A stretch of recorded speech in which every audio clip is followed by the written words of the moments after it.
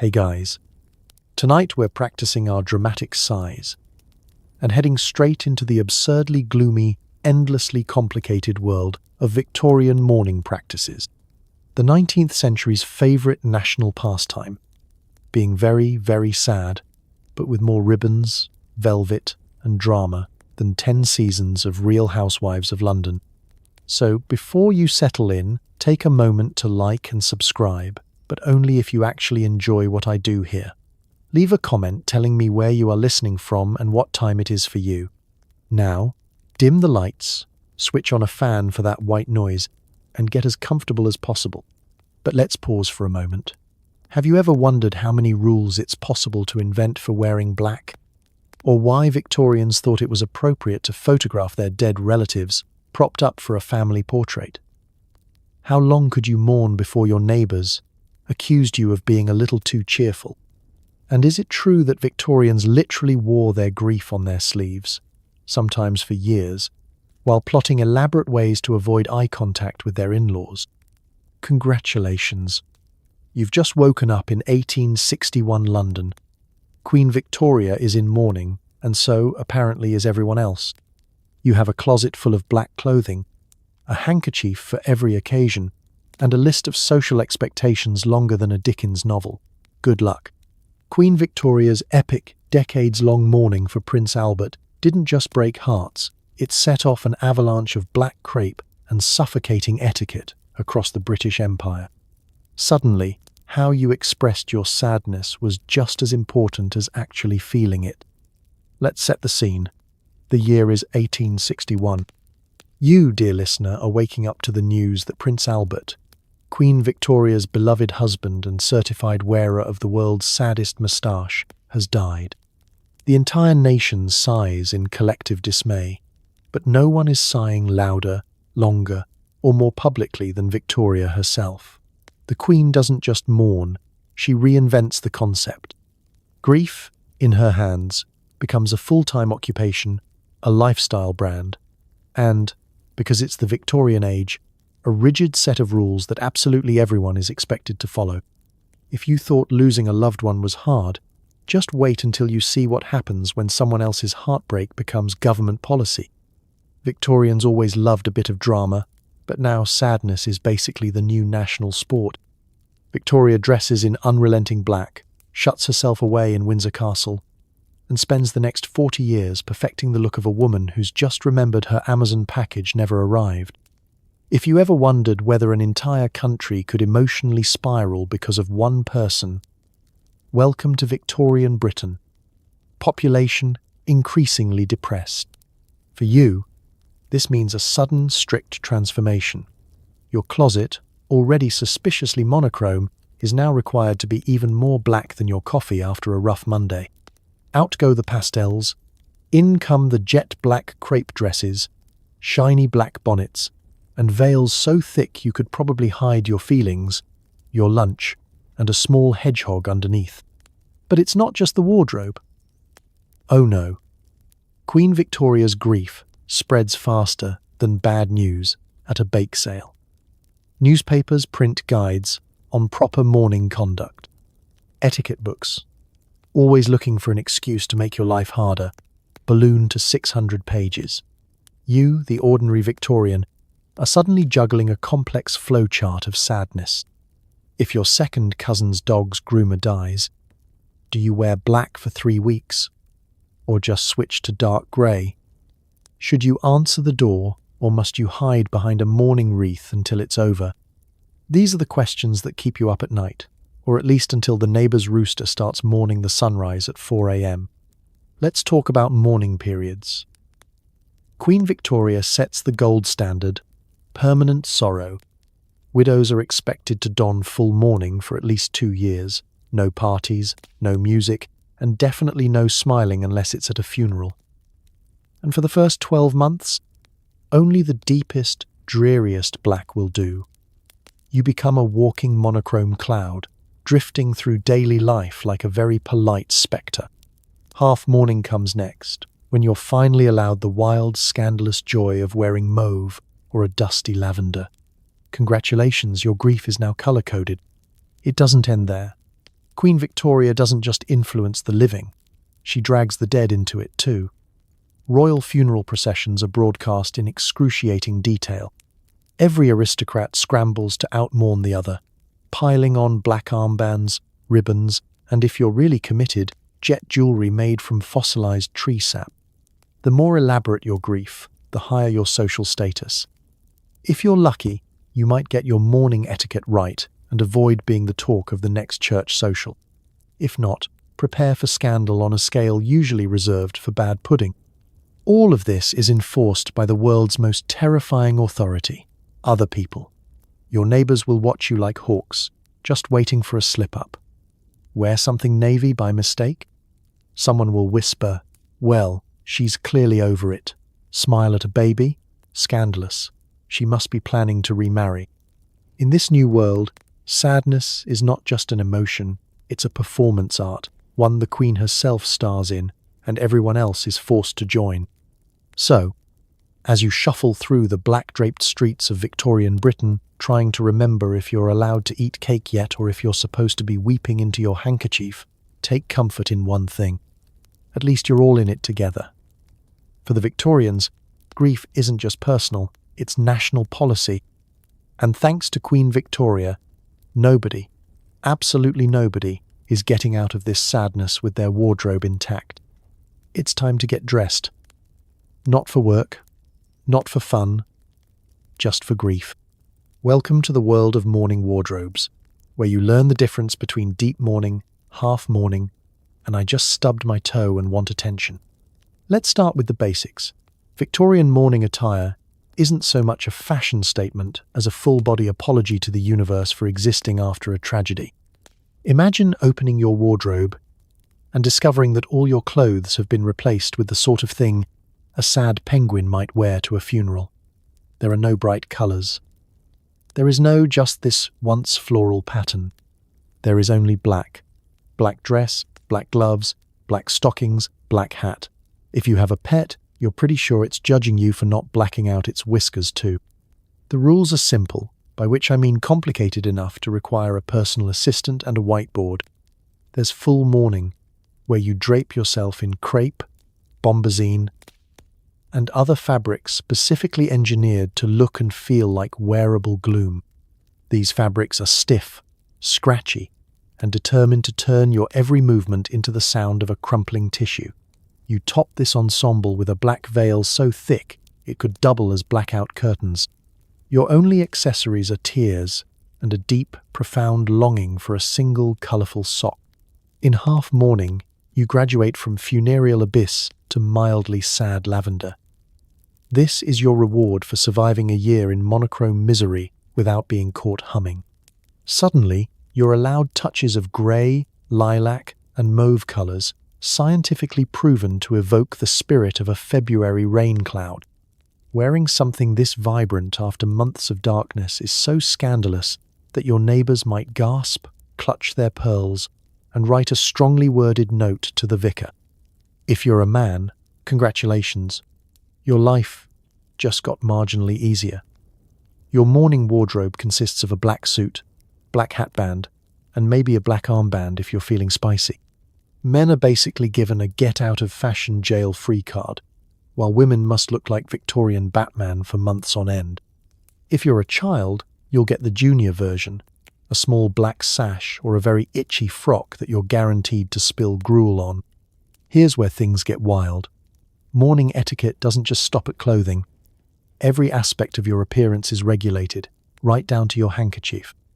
A proper Victorian mourner carries a handkerchief with a black border, ideally monogrammed and pre-moistened for dramatic effect. Jewelry? Forget diamonds and pearls. You now wear jet, shiny, black fossilized tree sap. If you're truly dedicated, you'll sport a brooch containing a lock of the dearly departed's hair, because nothing says I miss you like accessorizing with human remains. Putting on these layers isn't just about tradition, it's a full-on workout. By the time you've wrangled yourself into the dress, petticoats, stays, gloves, and that haunted blanket veil, you've burned enough calories to justify skipping lunch. But food is also regulated. No festive pastries, nothing frosted, and definitely nothing fun-shaped. It's all plain cakes and tea, so weak you could use it to clean the windows. If you think you can take a break from all this, think again. Victorian society is watching. The tiniest breach, like a shiny button or a lace collar that's just a tad too cheerful, will earn you a place in the local gossip circuit. Aunt Mildred will bring it up at Christmas for the next decade. Funerals themselves are a runway show of competitive sadness. You size up your neighbours' hats, veils and sashes, all the while pretending not to notice that old Mr. Jenkins has accidentally come in navy. The shame, the scandal, the utter disrespect to sorrow itself. But beneath all the layers, rules and mourning police, it's still just you, trying to find your way through loss in a society that turns every tear into theatre. So, you tie your bonnet, pin your veil, check your sleeves, and step out the door into a world that expects you to mourn properly, but has absolutely no guidelines for how to feel. Welcome to the Victorian mourning routine, where every outfit is an act of public emotion, and your best accessory is just making it through the day without tripping over your grief. Say goodbye to bright baubles, and hello to brooches stuffed with actual hair. In Victorian England, nothing says I miss you quite like a locket containing a snippet of someone's scalp. It's morning, and you're rifling through your jewellery box, not for something sparkly, but for a brooch that whispers, "My sorrow is both fashionable and slightly alarming." Welcome to the era of mourning jewellery, where accessorizing with grief is practically a competitive sport. The Victorians, never ones to miss an opportunity for elaborate symbolism, took the old saying, "keep them close to your heart," disturbingly literally. A single locket could contain not just a lock of hair, but an entire thesis on the meaning of life, death, and whether or not Aunt Edna's curls were real. Your first piece might be a jet brooch, smooth, shiny, and darker than your morning coffee after a sleepless night of weeping into a monogrammed pillowcase. Jet, if you're curious, isn't just a colour. It's fossilized wood, millions of years old, mined in Whitby, Yorkshire, and hand carved into sorrowful shapes. The best jet jewellery was so highly prized that the demand outstripped the local supply, leading to the inevitable Victorian tradition of knock-off accessories. Nothing says, "I'm devastated," like an imitation mourning pin that leaves mysterious black smudges on your collar. But hair jewellery, this is where things get weirdly personal. Imagine painstakingly weaving your late husband's hair into a bracelet, or arranging your dearly departed child's curls into a delicate floral pattern and framing it behind glass. There are rings with plated hairbands, watch chains braided from a spouse's ponytail, and even entire brooches where the main centerpiece is a lock of faded brown hair, arranged into the shape of a heart, cross, or something that looks suspiciously like last night's pasta. Modern lockets hold baby teeth or photos. Victorians? They went for a full DNA sample. It's sentimental, yes, but also a bit like carrying around a tiny decorative crime scene. The etiquette for wearing this jewellery is as strict as a boarding school headmistress. Only sombre colours are allowed: jet, onyx, bog oak, and if you're feeling really wild, enamel with black enamel trim. Gold is acceptable only if it's almost entirely swallowed by blackness, lest anyone mistake you for someone who's moving on a bit too quickly. Pearls sometimes make an appearance, but only to represent tears. You see a necklace, a Victorian sees 40, 3 silent sobs. Every piece has a story, and in the world of mourning, stories are everything. Look closely and you'll see initials, dates, even entire inscriptions tucked on the back of a brooch. Tiny time capsules of grief, cryptic enough to spark a decade of awkward dinner conversation. Who's FJP? Don't ask, dear. We haven't dusted his portrait since 1847.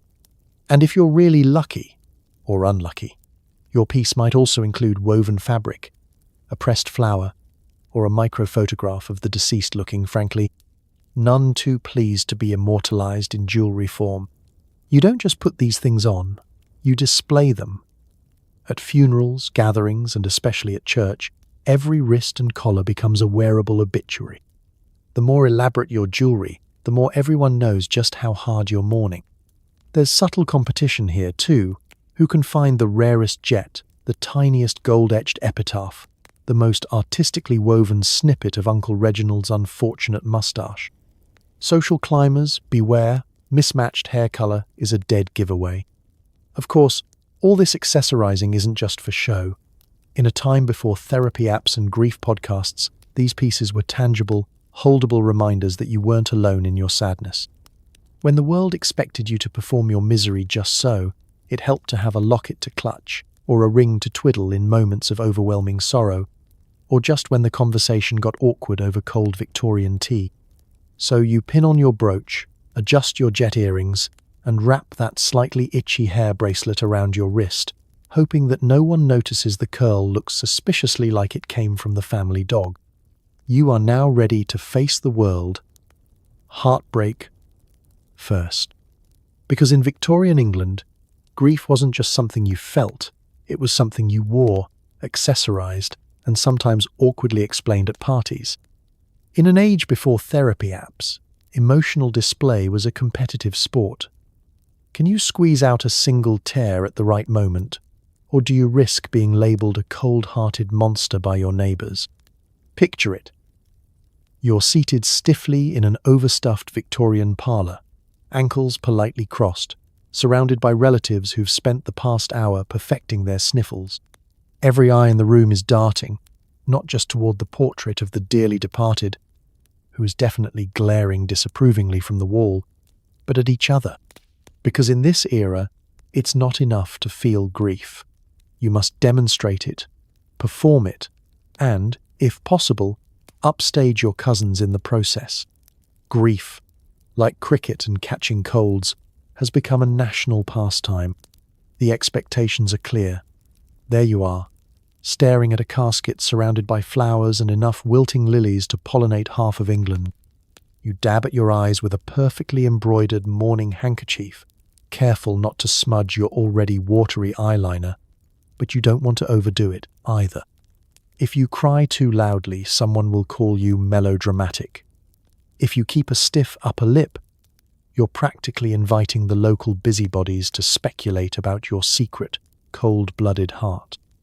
The only thing more dangerous than an unshed tear in Victorian society is a tear shed at the wrong time.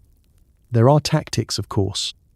Some families had the crier, a designated aunt or cousin, who could be counted on to launch into fits of dramatic weeping at just the right moment, like a living, breathing Victorian sound effect. She'd sob with such gusto that you half expected her to faint onto the nearest chaise longue. Meanwhile, everyone else waited their turn, practicing the subtle art of misting up at precisely the moment the minister's voice cracked, or the deceased's favourite hymn echoed through the drawing room. If your timing was off, tough luck. You've just lost the sad Olympics, and Aunt Millicent is taking home the gold. Let's not forget that your audience isn't just the family. The neighbours are watching, the house staff are whispering in the corridor, and if you're important enough, the local paper might even comment on the depth and decorum of your sorrow. There are no privacy settings for Victorian grief. If you blow your nose with too much enthusiasm, congratulations. You've just given Mrs. Featherstone at number 12 enough gossip material to last until Christmas. For the competitive mourner, there's an entire toolkit of tricks. Some will practice their quivering lip in the mirror. Others learn to conjure up sad thoughts, lost pets, a particularly bad scone, the tragic closing of the local haberdashery, just to bring a tear to the surface. If that fails, there's always the option of pinching yourself just out of sight, or thinking about the rising cost of crepe fabric. Desperate times call for desperate measures. The truly elite mourners know how to escalate. Stage 1. Silent tear rolling dramatically down one cheek. Stage 2. Delicate sniffle, maybe a sigh. Stage 3. The single shuddering sob. Stage 4, if you're really committed. Fainting elegantly into someone's arms. Bonus points if you land on the family settee and not the dog. Of course, there's always the risk of overdoing it. The Victorians may have adored drama, but too much weeping could get you labelled hysterical, and nothing kills your social calendar faster than being prescribed rest cures and raw liver by a mustachioed doctor. It wasn't all just for show. Sometimes the pressure to perform grief made real tears come. After all, nothing is more exhausting than mourning on a schedule. But for many, it was as much about reputation as emotion. If you didn't cry, people would whisper. If you cried too much, they'd whisper louder. The best you could hope for was to blend in, just sad enough to pass the test, but never so inconsolable that you accidentally missed tea. So, as you sit through yet another round of Victorian bereavement, remember, you're not just mourning a loved one, you're auditioning for the part of appropriately sad Victorian, and the critics are everywhere. If you manage a well-timed sniffle, congratulations. You've just survived the most competitive, exhausting, and utterly British grief performance of your life. Now dry your eyes, offer your condolences, and brace yourself, because in Victorian society, you're only as good as your last good cry. Nothing announced your tragedy quite like a parade of horses, velvet-lined carriages, and a suspicious number of distant cousins in matching hats, all moving at the speed of existential dread. Let's be honest, if you ever dreamed of being the centre of attention, you should have aimed for a Victorian funeral. Because here, even in death, it's not about quietly slipping away. It's about going out with a literal parade. Forget subtlety. In this era, funerals were staged with all the spectacle of a royal wedding, minus the open bar, and with a lot more black lace. The more elaborate the procession, the more prestigious your family, or at least that's what everyone desperately hoped the neighbours believed. Picture the scene. You're standing at your foggy London window, sipping on slightly tragic tea, when suddenly the street outside turns into a gloomy traffic jam. Leading the way, a team of enormous black horses, their manes decked with ostrich plumes that bounce with every mournful hoofbeat. These horses are probably more expensive than your house, and they know it. Behind them rolls the hearse, a glass-sided, velvet-draped marvel on wheels, gleaming so brightly you could do your existential reflection in it. The coffin inside? Hand-carved, gold-trimmed, and covered in enough floral tributes to trigger allergies within a 3-mile radius. Then come the carriages. Oh, so many carriages. It's a Victorian convoy. First the immediate family, then the extended family, then the friends, business associates, and that cousin who only shows up for free food. Even the servants are lined up, sandwiched between the florist and the vicar, everyone doing their best wounded sparrow impression. No one walks, everyone rides, unless, of course, you're the hired mourner or the less favoured third cousin, in which case enjoy the walk of shame at the back. Speed limits are not a concern. The entire procession moves with the urgency of molasses in January. No one's in a rush, least of all the deceased. As you trundle along, you're acutely aware that everyone is watching. Shopkeepers lean out their doors, passers-by pause, and even the street urchins know to look respectfully miserable, if only for the chance that a sympathetic mourner might toss them a stale bun. The goal isn't just to reach the cemetery, it's to make sure everyone in town knows exactly how important, loved, and socially relevant the departed, and, by association, their family truly were. But don't be fooled, there's strategy to this spectacle. The order of carriages matters. Woe betide the family that accidentally places Great-Aunt Gertrude in the wrong carriage, or, heaven forbid, gives the in-laws a better spot than the blood relatives. Such logistical blunders are not just social gaffes, they are the stuff of future family feuds and passive-aggressive holiday toasts. And don't get too comfortable. If your hat isn't at the right funereal angle or your gloves aren't black enough, there will be whispers, possibly for years. And the hats. Funeral millinery is a performance in itself. Each bonnet is wider, blacker, and more gravity-defying than the last, threatening to knock out the window of every passing carriage. If you thought you'd have a dignified final ride, try sharing a carriage with 6 hats, 2 veils, and 1 child attempting to eat his mourning gloves out of boredom. If it starts to rain, all the better.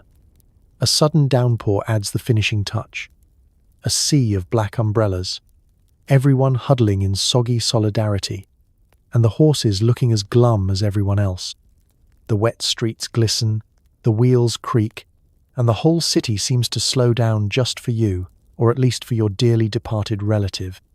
The only thing not moving is the line of traffic behind you, now 20 carriages deep and cursing your ancestors' impressive commitment to melodrama.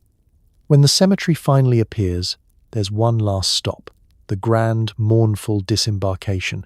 Carriage doors swing open, gloves are adjusted, and every mourner attempts to exit with maximum decorum. For one shining moment, your family is the main event, the ultimate Victorian traffic jam, remembered for generations, or at least until the next over-the-top funeral blocks Main Street.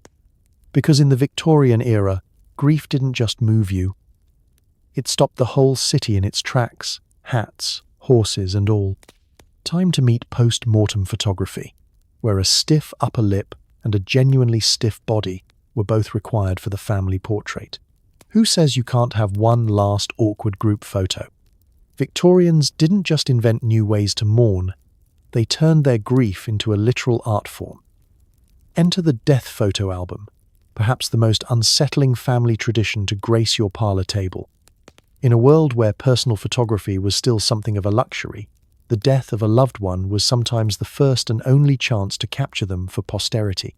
Because, apparently, nothing says I love you like gathering everyone together for a quick snapshot while one of you is actively, irreversibly deceased. Let's set the scene. The family is summoned, hair brushed, faces washed, everyone squeezed into their best black. The photographer arrives, lugging enough equipment to shoot the moon, and the parlor is transformed into a makeshift studio. Drapes are drawn, candles are lit, and somewhere in the middle of it all, there sits the dearly departed, propped up on a velvet chair, arranged to look as lifelike as possible. Sometimes eyes are painted onto eyelids. Sometimes a bit of rouge is dabbed on cold cheeks. The result? A hauntingly serene tableau, unless of course the dog gets loose, or a small child bursts into tears, which, to be fair, is a reasonable reaction. The real challenge for the living is holding still. Exposures could last several minutes, and nothing ruins a somber moment like Grandpa blinking halfway through. Ironically, the deceased were the only ones guaranteed to look sharp in the final print. Family members would grip the arms of the chair or clutch hands to hide trembling, while the photographer adjusted everyone into natural poses that almost always looked faintly unnatural. Children were often posed holding a sibling's hand, or gazing lovingly at their lost parent, if they weren't wailing, which, let's face it, they probably were. Victorian death photos weren't always obvious, though. Sometimes you'll find entire albums of people sleeping peacefully, lying in bed with flowers scattered around, as if the family had just interrupted a particularly floral nap. Others were posed as if reading a book, hands delicately arranged, favorite possessions artfully nearby. The real pro-level move was to photograph the deceased standing upright, supported by elaborate hidden stands, so they looked eerily, suspiciously alive. Nothing says Victorian closure, like having to double-check who's still with us in the family picture. And let's not forget the backdrop. Heavy curtains, piles of lilies, and the occasional favorite pet, all meticulously arranged for that final, bittersweet portrait. Some families even commissioned artists to touch up the photograph, adding a sparkle to the eye, a blush to the cheek, or an extra halo of light. Others, more practical, simply put the finished photo in a tasteful black frame, set it on the mantel, and explained to visitors, "That's Cousin Harold. He's looking his best here. Just don't ask about the photographer's bill." As odd as these photos seem to us now, they held a special place in the Victorian heart. Life was unpredictable, illness rampant, and many families lost loved ones young. A post-mortem photograph wasn't just a keepsake, it was a way of freezing time, defying loss for a moment, and insisting, through artful composition and relentless social pressure, that family bonds endured beyond the grave. Every time you dusted the mantle, you faced your history and your own future with a slightly forced smile. Of course, even in death, the social competition didn't stop. The bigger the photo, the grander the arrangement, the more somber the family looked, the higher you climbed on the Victorian grief ladder. Nothing quite says we cared like matching mourning outfits, identical sorrowful expressions, and enough floral arrangements to keep the local florist in business for a month. Woe to the family who skimped on the flowers or, heaven forbid, smiled by accident. So next time you take a selfie, remember your Victorian ancestors, gathering the family, adjusting the drapes, and reminding everyone to look suitably mournful. Because in the Victorian death photo album, the camera never blinked. And neither did you if you wanted to get out of there alive. Every good Victorian parlour could be instantly converted into a house of sorrows, complete with black drapes, faded lilies, and enough candlelight to make you look permanently unwell. It starts the moment word of a death reaches the house. Suddenly, your comfortable sitting room is less, let's have tea and gossip, and more welcome to the saddest opera set ever constructed. There's an entire protocol for this, because, naturally, even grief needs a furniture manual. The first order of business? The curtains. Heavy black crepe or bombazine is draped over every window, every mirror, and sometimes even the doors, just to make sure no stray sunlight sneaks in and accidentally cheers someone up. If you were hoping for a bit of morning brightness, tough luck. Your house is now so dark you need a map to find the tea tray. Next come the flowers. Lilies are a must, preferably in a state of advanced wilt, because nothing says deepest condolences like the smell of botany giving up. You'll also find sprigs of rosemary, which are supposed to symbolize remembrance but mostly make the house smell like a haunted roast dinner. Wreaths of laurel, ivy, and more crepe hang from every available surface, turning your staircase into the world's most morbid obstacle course. And if you think all this is temporary, think again. These decorations might linger for weeks, a silent reminder to every guest and passing postman that the home is in mourning. Mirrors get special treatment. According to superstition, every reflective surface must be covered so the spirit of the deceased doesn't get stuck in an infinite feedback loop. Or worse, pop out unexpectedly to critique your outfit. Forget checking your hair before the funeral. If you want to know what you look like, ask a cousin. The piano is closed and draped. Family portraits are turned toward the wall, and any objects deemed too cheerful, a brightly painted vase, a suspiciously jolly footstool, are quickly hidden away. Only the most solemn china is permitted, ideally arranged in patterns that spell regret in Morse code. The lighting, meanwhile, is straight out of a Gothic novel. Every candle in the house is pressed into service, casting flickering shadows that manage to make even the family dog look tragic. Gas lamps are turned low. Oil lamps burn with the melancholy of 1,000 Victorian novels, and the resulting gloom turns every face waxy and every silence profound. If you manage to avoid tripping over the umbrella stand, you might find yourself actually missing sunlight, something Victorians considered dangerously close to optimism. Let's talk about the mourning wreath, the floral front door accessory that declares to the entire street that yes, you are currently living in a melodrama. These are always black, or at least as black as nature allows. Some families went so far as to dye real flowers, creating a front porch so somber that even the local crows would hesitate to land. Neighbours take notice. In fact, home decor during mourning is less about comfort and more about public relations. We are devastated, your living room declares, but also extremely aware of proper etiquette. Even the parlour furniture gets into the act. Out come the black slipcovers and the special funeral chairs, which are like regular chairs but with extra gloom and less lumbar support. If you're hosting a wake, expect a parade of neighbours shuffling in, hats in hand, eyes scanning for mistakes. Did you hang the drapes right? Are your lilies limp enough? Is your mourning rug the appropriate shade of sadness? It's not just decor, it's a test. And don't think you can sneak in a snack or a chat. Refreshments are limited to the blandest cakes and the weakest tea ever brewed, consumed in awkward silence, broken only by the occasional cough or a distant sob from Aunt Maud. Even the clock ticks more slowly. Every aspect of your home has become a stage for grief, a museum of melancholy, carefully curated, constantly judged. So as you shuffle from room to room, swaddled in shadow and marinated in the scent of funereal florals, remember, in Victorian England, even your furniture is mourning. And heaven help you if anyone catches you smiling before the curtains come down. Victorians turned wearing black into an Olympic event, complete with elaborate rules about what shade, what fabric, and exactly how see-through your veil could be before someone called it scandalous. Let's be clear, this isn't just any black. In the world of Victorian mourning, not all shades are created equal. There's jet black, coal black, crepe black, and, if you get desperate and the dye runs out, a sort of washed out, Monday after a thunderstorm black that might just earn you a gentle but devastating glare from your neighbour. Each level of mourning has its own official hue, and heaven forbid you confuse deep mourning black, the sartorial equivalent of a black hole, with the much softer half-mourning mauve or scandal of scandals, an adventurous grey. The fashion industry, never one to miss a business opportunity, leaned in hard. Textile shops bulged with bolts of black bombazine, alpaca, and mourning crepe, fabrics that seemed specifically designed to trap heat, dust, and the occasional nervous sweat. Forget comfort.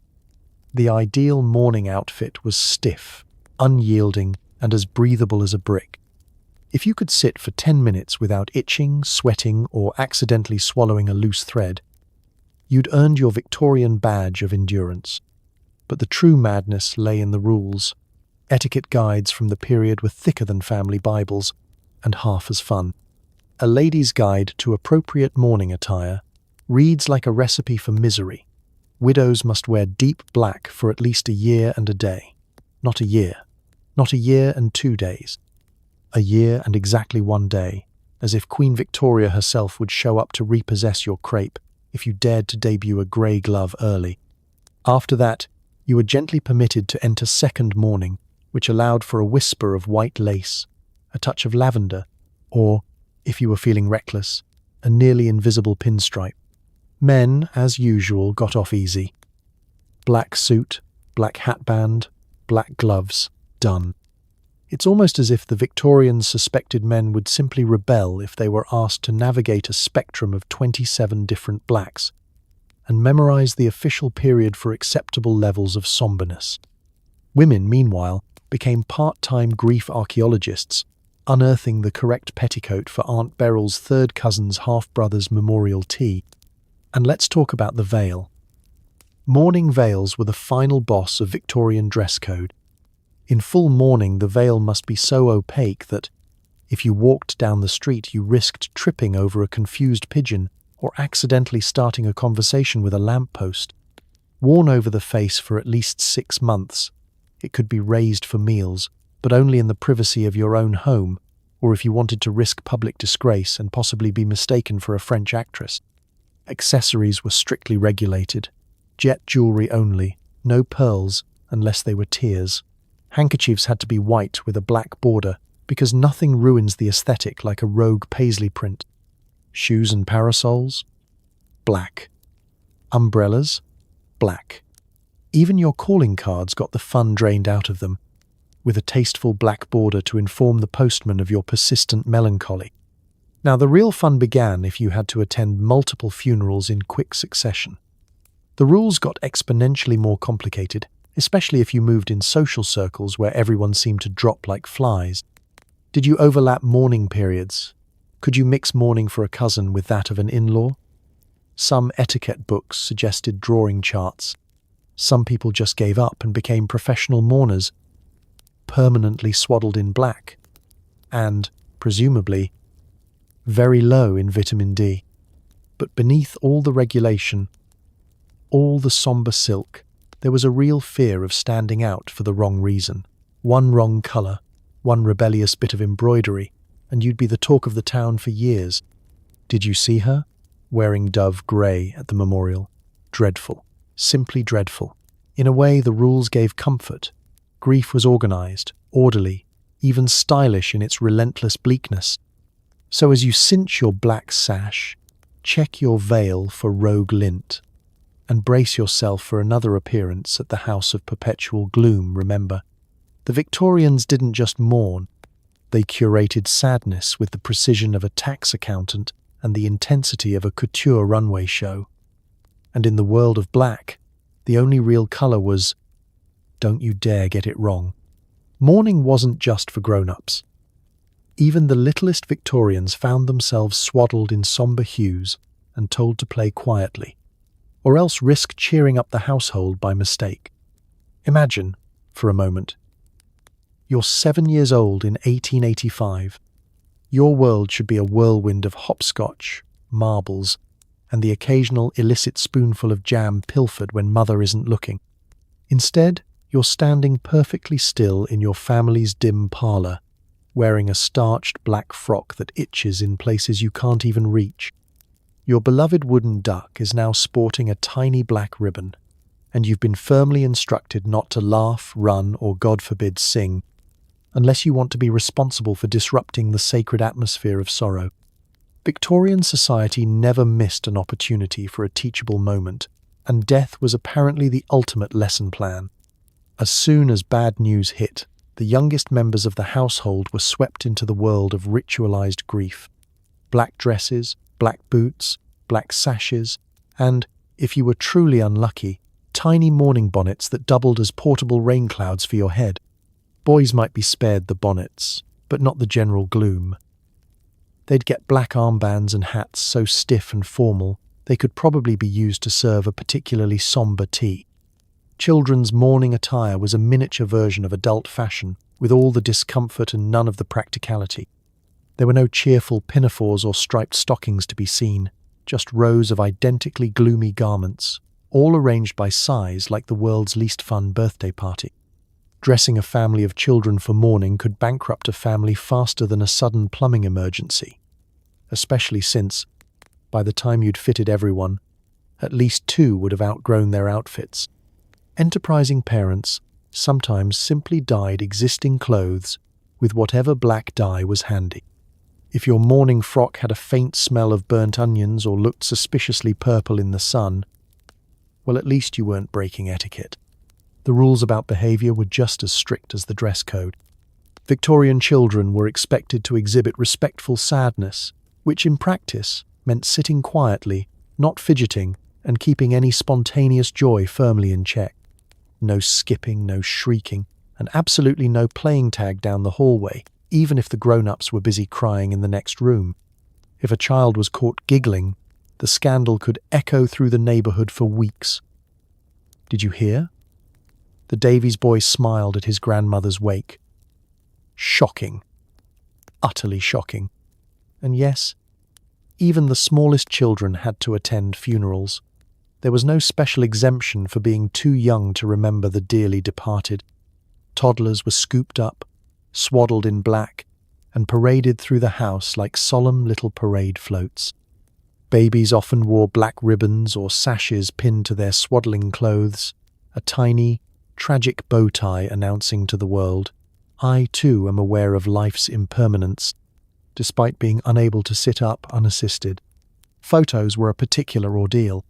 Post-mortem family portraits featured unsmiling children frozen in uncomfortable clothes, clutching each other's hands as if to say, if we move, we might have to do this again.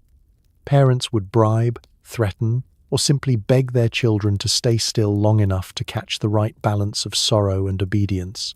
The resulting image? A line of miniature, unsmiling faces peering out from beneath tiny hats, all looking as though they'd just been told Christmas had been indefinitely postponed. Yet beneath the endless rules and monochrome misery, children still found ways to be, well, children. A secret marble rolled across a black carpet, a soft giggle muffled by a sleeve, or a quick game of guess who's hiding behind the crepe drape. Grief may have been compulsory, but joy had a habit of sneaking in through the cracks, no matter how many times the grown-ups tried to shoo it away. So as you picture yourself in your miniature mourning hat, swaddled in black and tiptoeing through the parlour, remember, Victorian children were expected to be tiny models of decorum and despair. But beneath every sombre bonnet and sorrowful sash, their beat a heart just waiting for the next chance to burst out laughing, even if only when the grown-ups weren't looking. Need to dab a tear? There's a handkerchief for that, hand-embroidered and possibly monogrammed for extra status points. Just don't use it for anything as vulgar as blowing your nose. Welcome to the era when even your tears were expected to be on brand. In Victorian times, mourning handkerchiefs were the original multitaskers, equal parts emotional toolkit, fashion accessory, and social scoreboard. Your everyday kerchief might be good enough for an unplanned sneeze or a dropped biscuit, but death in the family? That called for a special square of fabric, preferably stitched by hand and bordered in the darkest, most somber black that money, or your Aunt Mildred's eyesight, could manage. These weren't just scraps of cloth. Mourning handkerchiefs were a declaration. You, sir or madam, were the sort of person who mourned correctly and with taste. The quality of your kerchief signaled your level of sorrow, and the width of the black border was practically a coded message. Thick border? Deep mourning, probably for someone close. Thin border? Maybe a distant cousin, or possibly just respectful sadness for the vicar's cat. The black embroidery wasn't just decorative. It was a wearable announcement that you were tuned in to the grief frequency and committed to keeping it classy. But woe betide the mourner who forgot the rules. Handkerchiefs had to be made of fine white linen or cotton, the kind that could absorb a delicate tear but not, heaven forbid, an actual runny nose. Blowing your nose in a mourning kerchief was the Victorian equivalent of double-dipping your chip at a funeral buffet. One look from Aunt Gertrude, and you'd be banished to the etiquette penalty box, forced to spend the rest of the wake with a regular, unbordered rag. Of course, monogramming was all the rage. Nothing said I'm grieving, but make it fashion like the family initials lovingly stitched in black silk in one corner. If you were feeling extra fancy, perhaps a small weeping willow, an urn, or a discreet cluster of forget-me-nots. Some families went a step further, commissioning entire sets with different borders for each stage of mourning. Why settle for a single gloomy square when you could curate a rotating collection, each one more somber than the last? Carrying your handkerchief was a performance in itself. Tucked up a sleeve, folded precisely in the palm, or held with trembling fingers at just the right moment, each gesture was an opportunity to remind those around you that you were not only sad, but exquisitely so. When the vicar's voice wavered at the funeral, out came the handkerchief. When the organ wheezed its way through Abide With Me, another dab. A well-timed tear, discreetly blotted, could earn you both sympathy and style points. If you managed to faint gracefully into your handkerchief, you might even win the unofficial gold medal for most dramatic griever. And yes, there were men's mourning handkerchiefs too, plainer, a bit more rugged, but still sporting that all-important black edge. Pocket squares of sorrow, perfect for a manly dab at the eye, or a stoic squeeze during particularly moving eulogies. For children, miniature versions were supplied, the borders shrunk but the expectations undiminished. Nothing was more adorable or more tragic than a 6-year-old carefully clutching a monogrammed square of embroidered sadness. But behind the rigid rules and competitive monogramming, the mourning handkerchief served a real emotional purpose. In a world where grief was choreographed and feelings had to follow etiquette, the simple act of dabbing a tear could be a lifeline, a tiny moment of authentic feeling, hidden behind layers of black fabric and societal expectation. Your kerchief soaked up more than tears. It absorbed the awkwardness, the pressure, and all the things you couldn't say out loud. So the next time you reach for a tissue, spare a thought for the Victorians and their weaponized sadness. In a society obsessed with performing grief, even your tears were dressed for the occasion, and your reputation depended on it staying that way. Sending out invitations? They'd better be on black-bordered paper, sealed with enough gloom to convince the postman to wear gloves. Welcome to the world of Victorian correspondence, where even your envelopes wore their feelings on their sleeves. In this age, grief didn't just seep through your wardrobe or settle over your parlor. It went postal. When tragedy struck, you couldn't just text the group chat or update your status. No, You had to announce your sorrow the old-fashioned way, with bespoke, professionally mournful stationery. And yes, there were rules. Of course there were rules. Step 1. The black border. Not just any black border, mind you. The width of that border mattered a lot. Lost a parent or spouse? Thick, dramatic black, as bold as your despair. Distant uncle twice removed? Just a faint suggestion of mourning, a thin stripe hinting that you care, but not enough to ruin a whole ream of paper. The border was, quite literally, your emotional bandwidth, visible to everyone from your closest friends to the nosiest neighbor, and, most importantly, the postman. Some people claimed even the post office staff handled mourning letters with extra care, lest they absorb any of the ambient melancholy. And you couldn't just scribble out a quick note. Every letter, invitation, or thank you card required careful phrasing, equal parts poetry, etiquette, and competitive sadness. It is with deepest regret and sorrow that we announce was the minimum.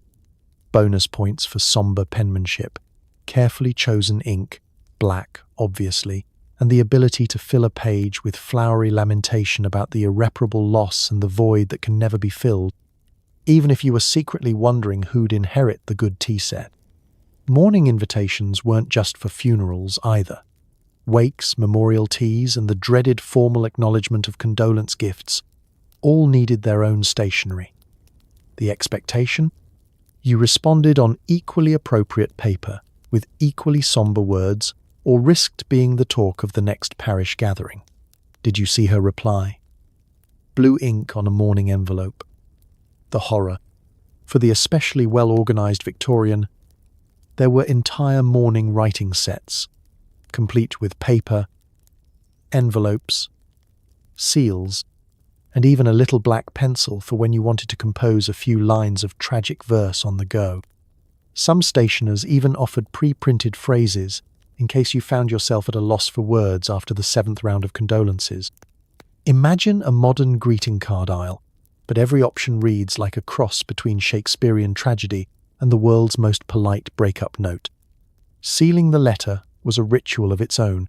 Wax seals were mandatory, often with initials, family crests, or symbols of grief, urns, weeping willows, or for the truly committed, a detailed depiction of a weeping cherub. Each envelope was pressed shut with the weight of sorrow, the expectation being that it would reach its recipient slightly damp from your tears, or at least look that way.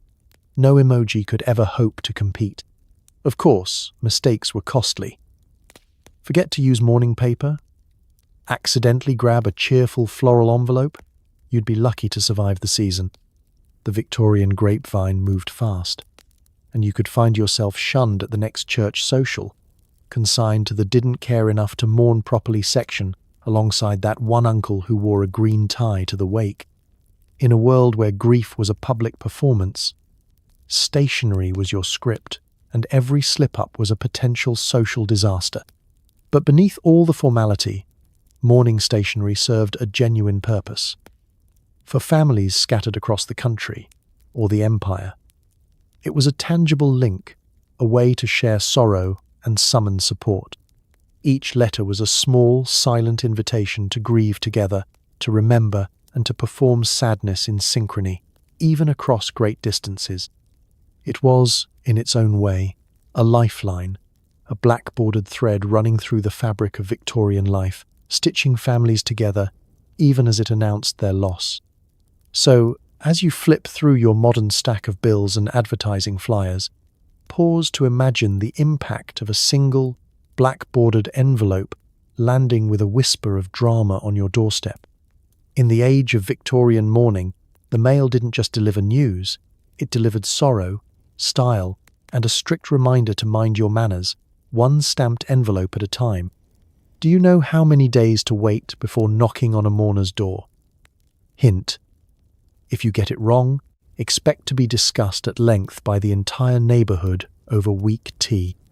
Welcome to the treacherous social obstacle course known as Victorian condolence visits. In a world where grief was performed with the meticulousness of a ballet and the competitiveness of a bake-off, Calling on the recently bereaved was no simple matter. If you showed up too soon, you risked being branded an opportunistic ghoul. Arrive too late, and you'd forever be remembered as the neighbor who couldn't be bothered to show her face. Timing, tone, and even the angle of your hat all came under scrutiny. Victorian etiquette books devoted entire chapters to this delicate subject. There was a correct window, usually somewhere between the 3rd and 7th day after the funeral. Unless you were family, then you were expected to materialize immediately, preferably with a casserole and a sorrowful expression.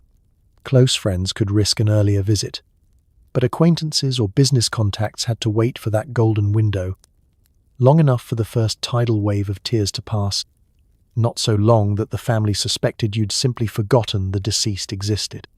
You couldn't just barge in either.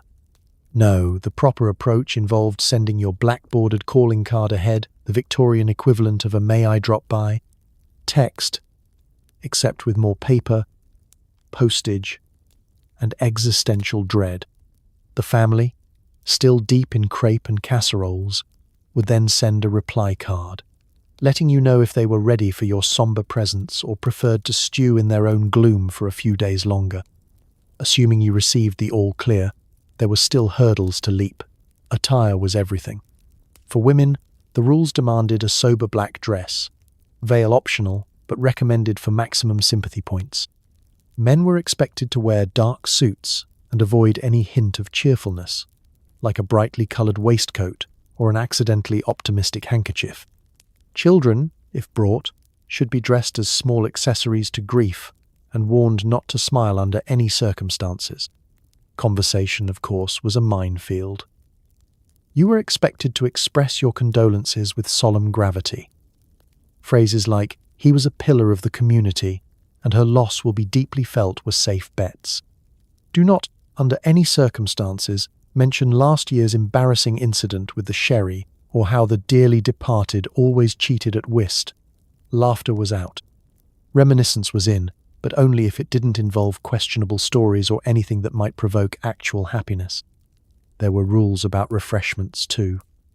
If you were offered tea, it was to be sipped in quiet, mournful slurps. No crunching of biscuits, no requests for extra sugar. And whatever you do not ask for the good china. It's either in hiding or already draped in black ribbon. Keep your pinky down, your conversation softer, and your eye contact limited to brief, respectful glances. Length of stay was critical. The most expert sympathizers knew to time their visits with the precision of a railway conductor. Stay too long, and you risked exhausting the mourners, or worse, running out of polite things to say. 10 to 15 minutes was ideal, just long enough to murmur your regrets, drink your tea, and squeeze a hand in gentle solidarity. If you overstay, you may find yourself the main character in next week's gossip, known forever as the one who wouldn't leave, even after the clock struck the hour of decent departure. And when you finally take your leave, another round of etiquette. Don't dash out the door as if escaping a haunted house, but don't linger in the hallway either.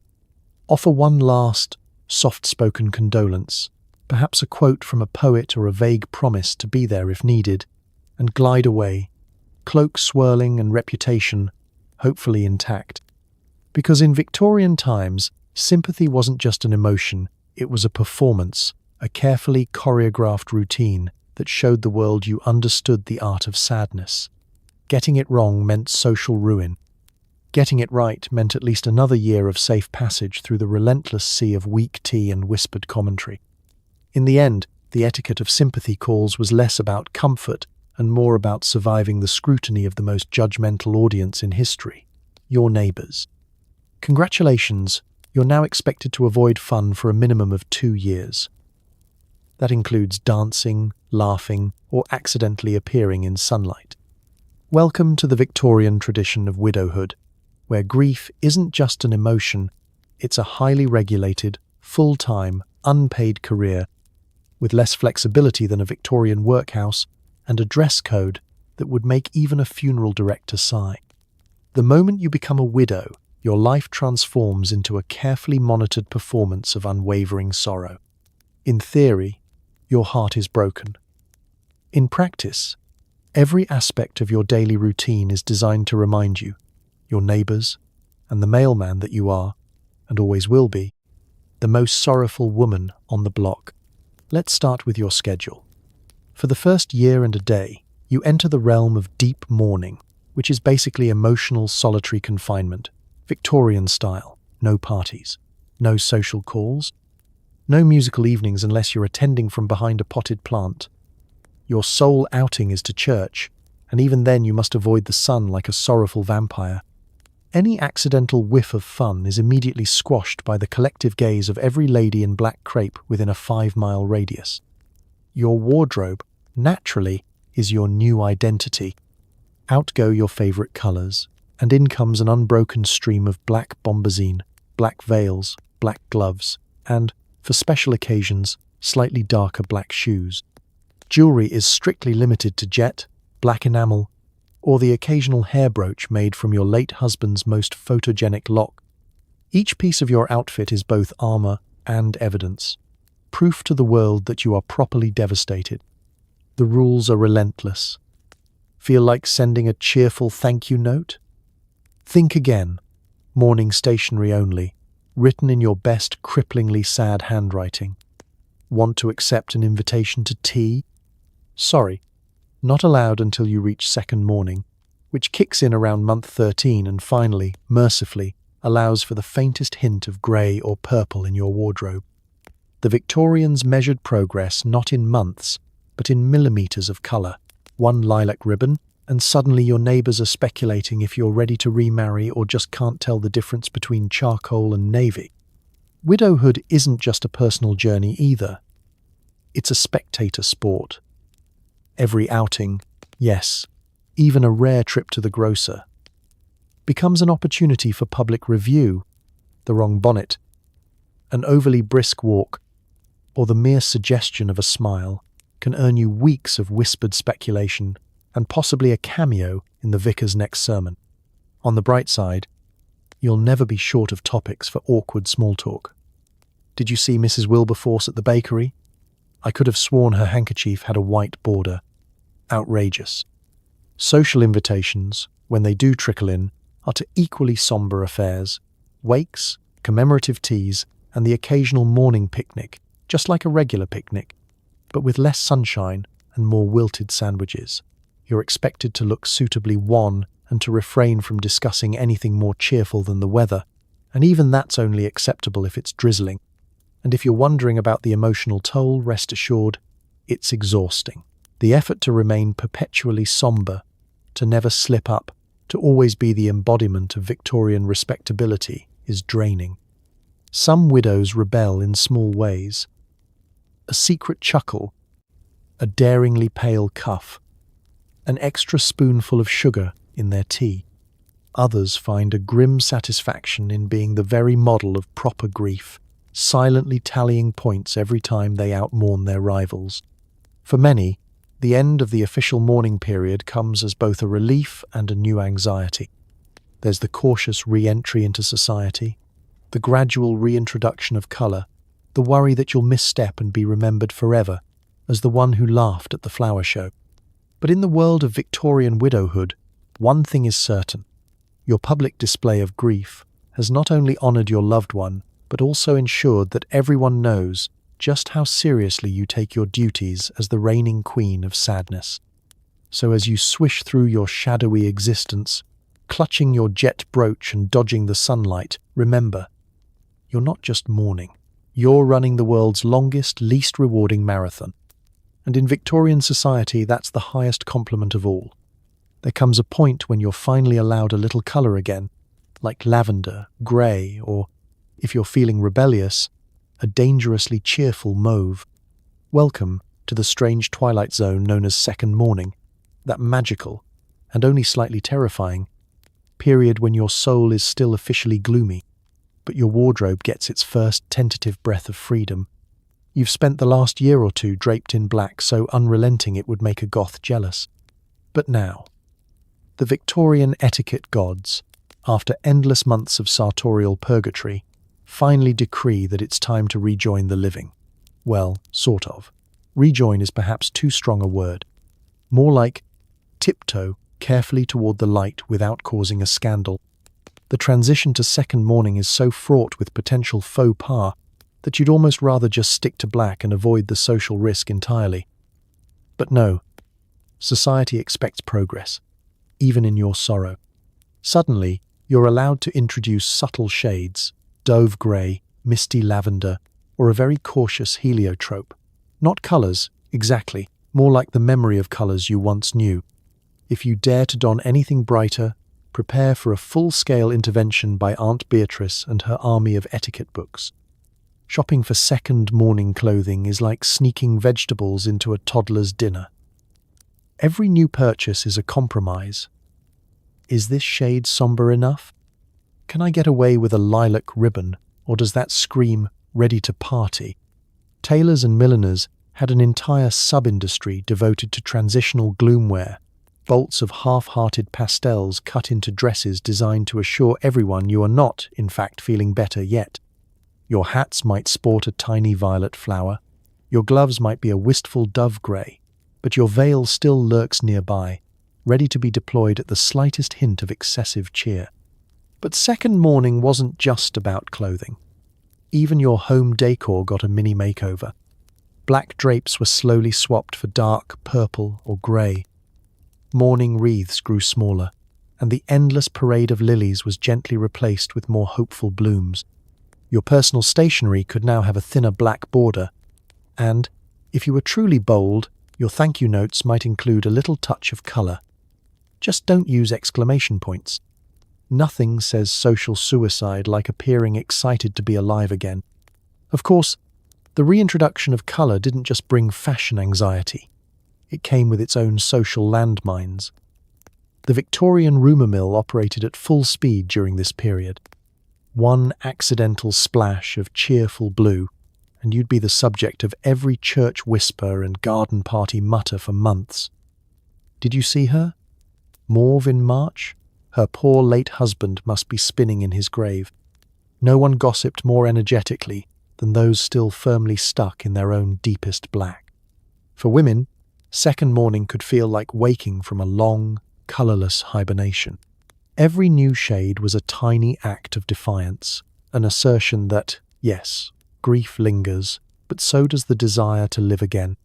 Men, as always, escaped most of the drama, swap the black hatband for a dark grey one, and call it a day. Children, if anyone noticed, might get a new sash or ribbon, a small symbol that life really did go on. Eventually. Psychologically, second mourning was a relief, if also a confusing one. After all that time spent policing your own emotions and wardrobe, it was hard to know how to feel. Was it safe to laugh again? Would anyone notice if you hummed while setting the table? Did you dare attend a friend's birthday tea, or was that too bold for year two? The Victorians didn't provide answers, only more etiquette, more rules, and of course, more chances for gentle disaster. So you moved forward, step by pastel step, forever mindful that even a hopeful ruffle or a lavender pin could be read as a public announcement. And maybe, just maybe, you tucked a sprig of violets behind your ear on your way out the door, because in Victorian England, mourning never truly ended. It just faded, gradually, from black to grey to the faintest, bravest hint of colour. The only thing heavier than your heart is your headwear. Bonus points if your veil keeps you from seeing any potential suitors. Welcome to the grand tradition of Victorian mourning hats, a spectacle of fashion, social signalling, and mild personal hazard. In a world where every visible square inch was an opportunity to express the depths of your sorrow, the head became the stage for your greatest act of grief. Forget understated hairpins or the discreet black bow. This was an era where hats and veils achieved architectural status, outdoing even the most determined peacock for both scale and drama. It all started with the veil, a piece of mourning kit so iconic that even the faintest breeze turned it into a billowing signal flag of woe.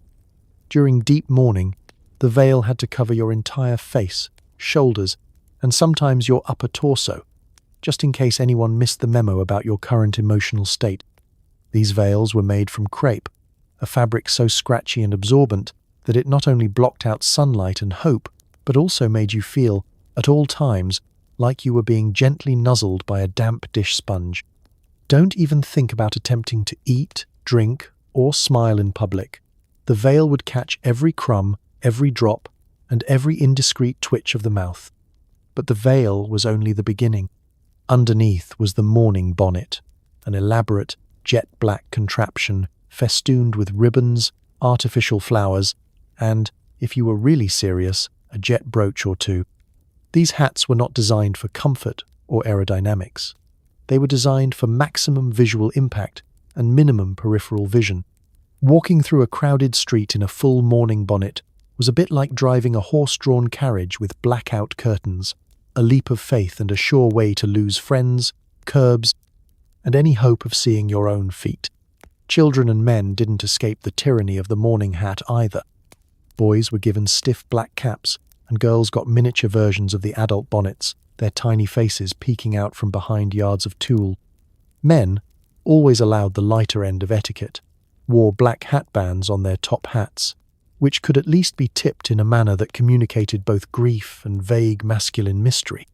Hat etiquette, of course, was its own minefield. When could the veil be lifted? Only indoors, and only after you had checked for the presence of elderly relatives or particularly gossipy neighbours. If you lifted it too soon, you'd be accused of rushing your grief, or, worse, signalling inappropriate interest in the local widowers' club. If you left it down too long, you risked walking into furniture, livestock, or your own sense of purpose. Hats also functioned as a kind of social armour. Unwanted callers, pushy salesmen, or those with too many opinions about your casserole recipe could all be handily avoided simply by refusing to raise your veil. It was the Victorian version of putting in your earbuds to signal, "Not today, Janet." And if you were really lucky, the entire neighbourhood would soon learn that approaching you while veiled was as wise as poking a sleeping bear. For the fashion-forward, there was fierce competition to sport the most dramatic or avant-garde mourning hats. Milliners thrived, creating towering edifices of black feathers, ribbons, and beads. For those in the highest echelons of grief and disposable income, the hat became a work of art, an emotional thundercloud perched perilously above your ears. Of course, practicality was rarely a priority. Try going out in a rainstorm. Your crepe veil would sag and stick to your face like a particularly enthusiastic octopus. Wind? Goodbye, dignity. You'd find yourself wrestling with a runaway hat in the middle of the street, your grief suddenly very public and very slapstick. But perhaps that was the point. Mourning hats weren't just accessories. They were barriers, symbols, and declarations all rolled into one. When words failed, a really good veil did all the talking. So, as you navigate the foggy, bonnet-clad world of Victorian sadness, remember, if you can see where you're going, you're probably not grieving hard enough. Not sad enough? Don't worry. You can hire a professional to sob at your loved one's funeral, dramatically clutching their chest and stealing all the attention. This is the moment when Victorian mourning etiquette truly outdoes itself. Because in a society so obsessed with public displays of sadness, what do you do if your tear ducts are simply not up to the task? The answer: you outsource your heartbreak. Enter the professional mourner, a human thunderstorm of grief. For hire, ready to fill your ceremony with theatrical wails, expertly timed sniffles, and sighs so heartfelt they might just trigger actual rain. Hiring a mourner was not some bizarre one-off. It was a full-on social trend, a way for families to guarantee a certain level of emotional spectacle, regardless of how genuinely devastated anyone actually felt. Think of it as the Victorian version of hiring a party clown, except instead of balloon animals, you get a grown woman, or sometimes a troupe, in heavy black crepe, tossing herself theatrically onto the nearest fainting couch and lamenting the dearly departed with the zeal of a Shakespearean actor and the stamina of a marathon runner. If you were particularly status-conscious, you'd spare no expense, enlisting the best mourners in town, women famed for their operatic wailing and ability to cry prettily in public. They would show up in full mourning regalia, sometimes with an arsenal of props, handkerchiefs always at the ready, sachets of onions for an emergency tear boost, and enough dramatic flair to steal the spotlight from even the most melodramatic family member. Of course, these mourners weren't just there to cry. They provided a crucial service, turning every funeral into a performance complete with audience participation. A skilled professional could escalate the atmosphere from mildly somber to full-on emotional hurricane in minutes. Their presence set the tone for everyone else. If the lead mourner flung herself over the casket, you could safely shed a few tears without worrying about being accused of attention-seeking. If she collapsed, sobbing, onto the steps of the church, you'd better at least manage a convincing sniffle, or risk being out-mourned at your own event. For the less emotionally expressive, or for families with complicated relationships, hiring a professional mourner was also a handy social insurance policy. If, say, Cousin Arthur was notorious for giggling at inappropriate moments, or Aunt Eugenia's only contribution was complaining about the sandwiches, a well-timed outburst from the professional kept the ceremony on script. It was grief with training wheels. Nobody could accuse your family of being insufficiently heartbroken if there was a paid expert keening in the front row. Naturally, there was a hierarchy among professional mourners. The best could command quite a fee and had regular clients, much like the top caterers or florists of the day. Some had signature moves, a tragic gasp here, a poetic soliloquy there. There were even mourners who would research your family's history for added authenticity, tossing in references to the day little Jimmy fell off the swing or how mother always loved her roses. Genuine or not, it was always heartfelt. At least on the invoice. Children occasionally found the whole spectacle confusing, if not outright entertaining. Imagine being 6 and watching a stranger try to out-sob your own grandmother, complete with wild gestures and impromptu fainting. It was equal parts grief therapy and reality television, minus the cameras but with plenty of drama. But beneath the melodrama, there was a practical side.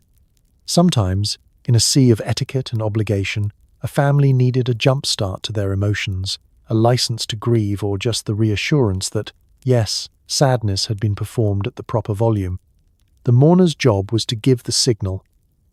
It's safe to let go, at least until the last note of nearer. My God, to thee fades away. So next time you struggle to muster tears at a dull office farewell or a forgettable sitcom finale, just remember, in the Victorian era, there was always someone willing to cry for you, for a price, and preferably with style.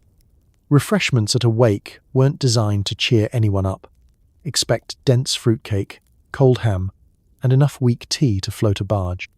Step into a Victorian mourning gathering, and you'll quickly realize that the refreshments are just as regulated and as cheerless as the outfits. Picture it. The family is slumped around the parlor, conversation barely rising above a whisper, and in comes the housekeeper with a tray of food that tastes like it too is in deep mourning. There are no cheerful platters, no bright arrangements, and definitely no finger sandwiches shaped like flowers. Victorian wake cuisine was all about somber sustenance, designed to fill the silence and maybe, just maybe, soak up a few tears. Let's start with the star of the show, the fruit cake. This is not the festive holiday variety with a generous splash of brandy and a twinkle in its eye. No, this is the funeral fruitcake, a dense, brick-like confection packed with currants and raisins, weighed down with enough molasses and black treacle to keep a miner going for a week. Its job is not to delight, but to remind everyone that joy, much like the cake, is best approached with caution and a sturdy fork. If you tried to lighten the mood by making a joke about the cake doubling as a doorstop, you'd only get a look from Great Aunt Gertrude that could chill tea. And speaking of tea, never in history has a beverage been brewed so weak. The Victorians prided themselves on the art of making tea that was almost, but not quite, entirely unlike tea. It was served in thin, delicate cups that threatened to shatter at the slightest sigh, poured by hands still trembling from the last round of condolences. You sipped in silence, hoping the watery warmth might at least distract from the fact that you'd already eaten your body weight in tea biscuits, dry, flavourless, and so unadorned they made shortbread seem positively flamboyant.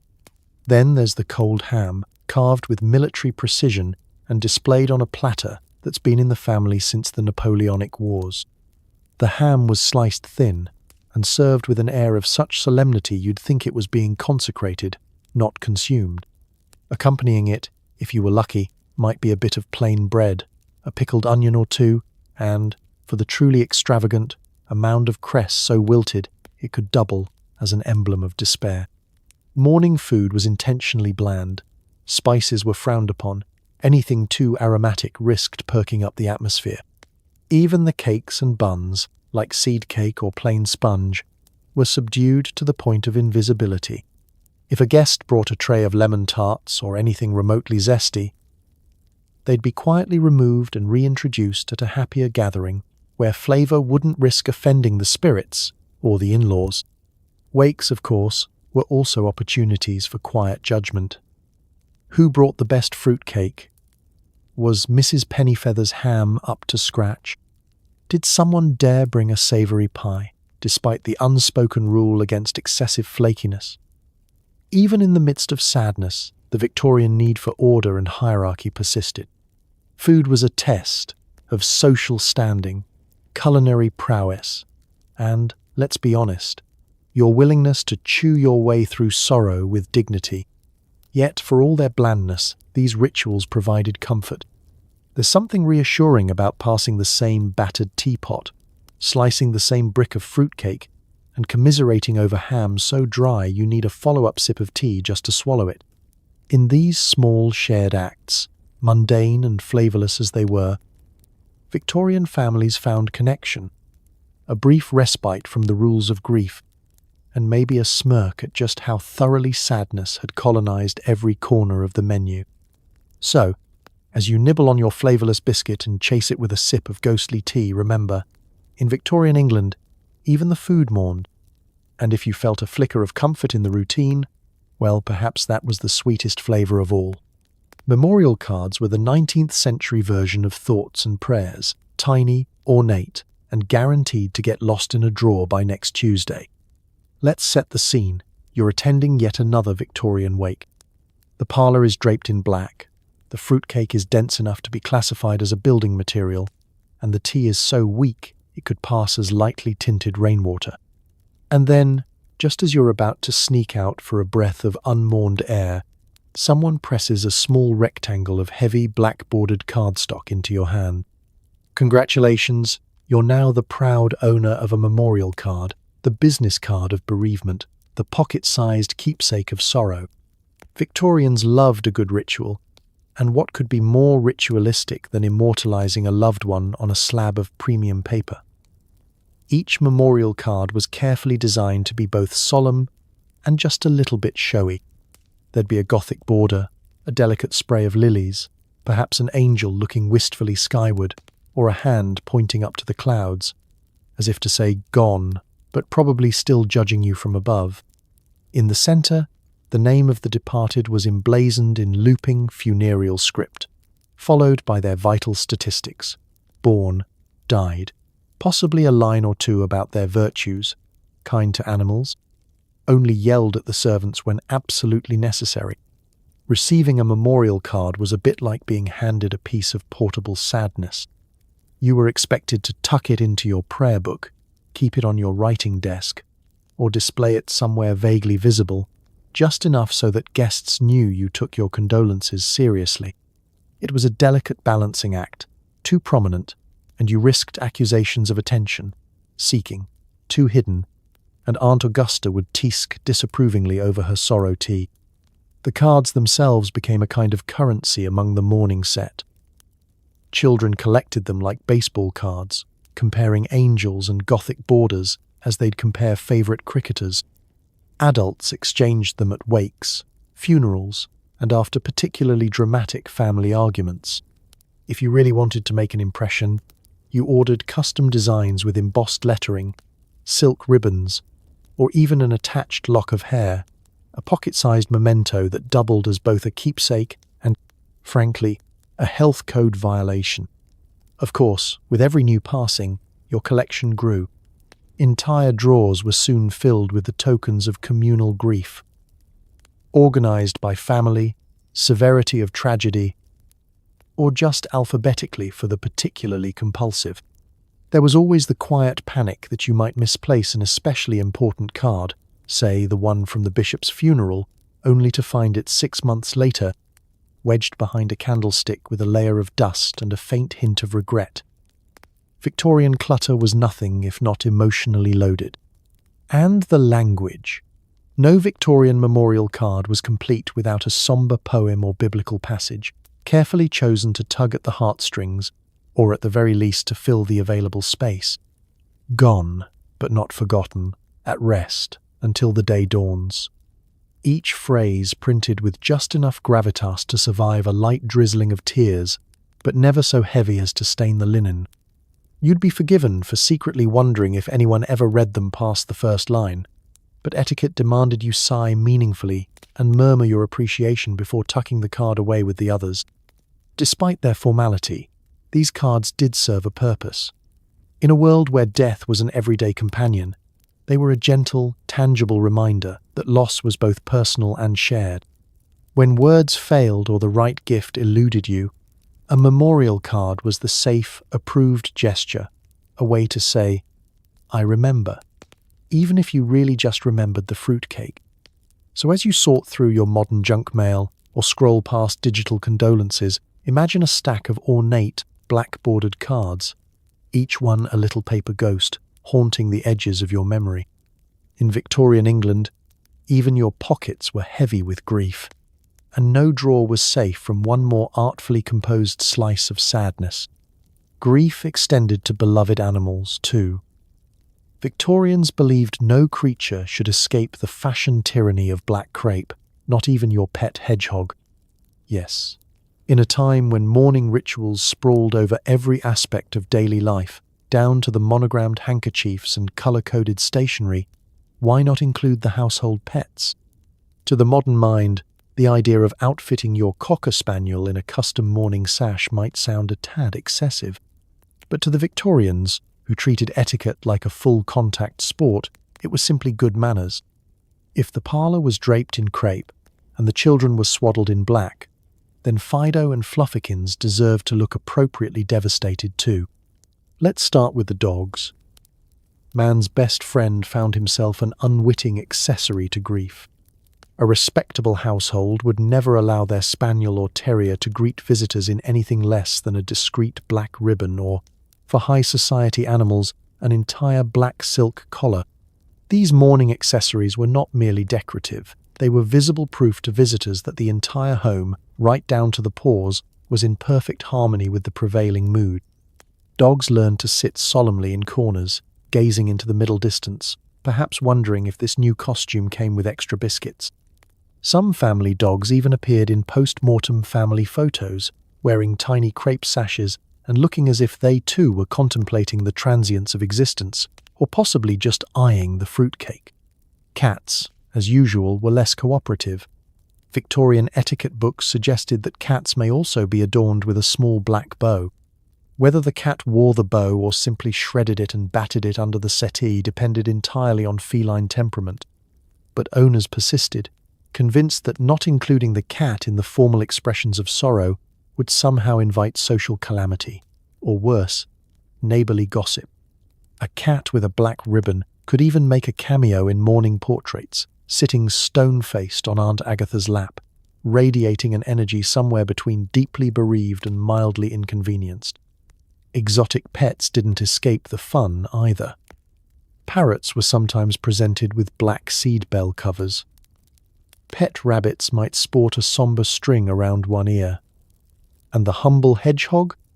The poor creature, already baffled by most Victorian customs, was sometimes gently encircled with a tiny sash, just visible between the spines. It's safe to say the animals probably endured these moments with their usual blend of patience and silent internal protest. But the mourning of pets was not limited to their wardrobes. When a beloved animal passed away, Victorians channeled the same energy into their grief, as they did for human relatives, sometimes more. Pet funerals, complete with tiny caskets, miniature wreaths, and poetry read at the graveside, became almost standard practice among the sentimental middle and upper classes. Dedicated pet cemeteries sprang up, particularly in London, where rows of headstones offered tributes to everything from loyal dogs to songbirds with impressively short epitaphs. Here lies Pip, chirped brightly. 1890, 1891. The etiquette didn't stop there. Memorial cards were issued for especially beloved animals, often decorated with images of weeping willows and heartfelt messages. Guests who attended the funeral of a pet were expected to dress in black and to maintain the same careful solemnity as at a human service. There are recorded cases of families keeping their homes in a muted state of mourning for days after the loss of a favored pet. The household would serve plain food, avoid playing cheerful music, and even postpone social engagements out of respect for the dearly departed creature. To outsiders, it might have seemed a bit much. But for Victorians, these rituals made perfect sense. Grief was a public duty, and affection for animals, sometimes more reliable than affection for people, deserved formal recognition. Including pets in mourning was both a show of status and a genuine gesture of sentiment.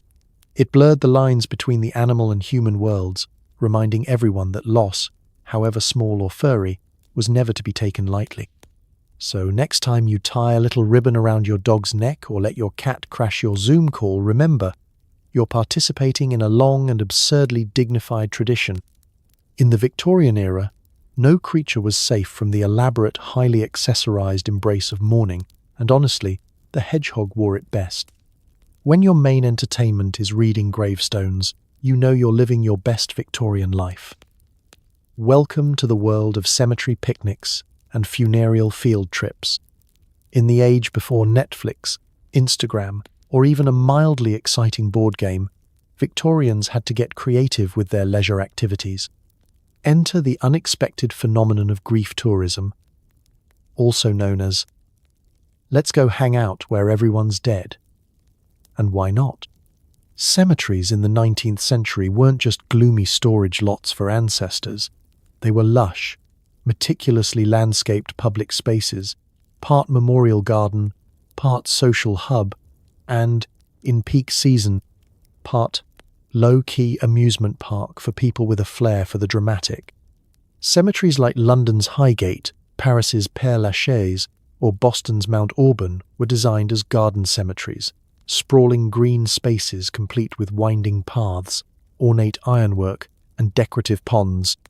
They were so popular that on a sunny Sunday, families would pack up their baskets, don their finest hats, preferably with a tasteful touch of black, just to be safe, and head off for an afternoon of tombstone appreciation and graveyard lounging. Imagine a modern family outing, but with fewer frisbees and more elegies. Children ran among the headstones playing games of tag, while parents strolled slowly, reading epitaphs and competing to find the most poetic inscription, "Beloved, gone too soon, but never late for tea." Lovers courted among the marble angels, stealing shy glances between the potted yew trees. Some folks brought sketchbooks and notepads to jot down verses or draw the odd monument. Others unpacked full picnics, unfazed by the company of hundreds of silent neighbours who were, at least, unlikely to complain about the choice of sandwiches. For the social climber, a cemetery visit was a prime networking opportunity. Grieving families could demonstrate their impeccable taste by commissioning the grandest monuments and most elaborate tombs. There were guidebooks and walking tours, highlighting the resting places of poets, politicians, and particularly eccentric aunts. Being able to casually mention that you'd visited Lord Brackenbury's mausoleum was a subtle flex at the next garden party. For some, the goal was less about mourning and more about being seen, preferably by as many well-placed mourners as possible. Of course, there was an etiquette to all this. You were expected to maintain a respectful hush as you strolled the grounds, no rowdy behaviour, no loud music, and definitely no skipping directly over the graves, unless you wanted an earful from a passing matron or, worse, a rumoured curse. Certain days were especially busy, such as anniversaries or All Souls' Day, when entire communities would descend on the cemetery in coordinated shows of collective remembrance. Floral arrangements abounded, and the local florist did a brisk trade in lilies and wreaths. Victorian newspapers even published reviews of the grandest new grave sites and monuments, and there was always a low-key competition over who could afford the tallest obelisk or the most angelic cherub. If you wanted to cement your social status for eternity, this was the place to do it, literally carved in stone. Some families went as far as staging post-mortem family portraits or commissioning artists to paint the scene of their loved one's grave, ensuring the moment was immortalized for generations and for future picnickers to admire. But beneath the fashion and the rivalry, these cemetery visits served a deeper need. For Victorians, death was ever present, and the rituals around it helped make sense of loss. Gathering in cemeteries was a way to honor the dead, confront mortality together, and find comfort in community. Plus, the Victorians never missed an opportunity to turn tragedy into a social event, and cemetery picnics offered just the right balance of reflection and afternoon snacks. So the next time you wander through an old graveyard, remember, you're walking in the footsteps of 1,000 well-dressed Victorians, all seeking solace, inspiration, and maybe just a little fresh air. In the golden age of grief tourism, the cemetery was more than just a final destination. It was the park, the art gallery, and, occasionally, the best place for an existential picnic. If you loved someone, you'd better prove it with a painting that captures your most tragic gaze, preferably while holding a single wilted rose. Welcome to the highly competitive and deeply dramatic world of Victorian mourning portraits. In a society where feelings were expected to be both strictly regulated and grandly performed, what better way to signal your devotion than by sitting for hours, expression set to anguish, in front of a painter who was basically a grief therapist with a palette? Forget casual snapshots or family selfies. This was the age when commemorating your heartbreak meant commissioning a full-scale, oil-on-canvas spectacle, one that might outlast your actual memory and, more importantly, win you the admiration, or envy, of everyone who visited your parlor. The process began as soon as the funeral flowers started wilting. If you were well off, or simply desperate to keep up appearances, you'd summon an artist, usually one with a portfolio heavy on weeping willows and misty graveyard scenes. The setting was everything. A somber parlor, drawn curtains, and at least one tasteful prop.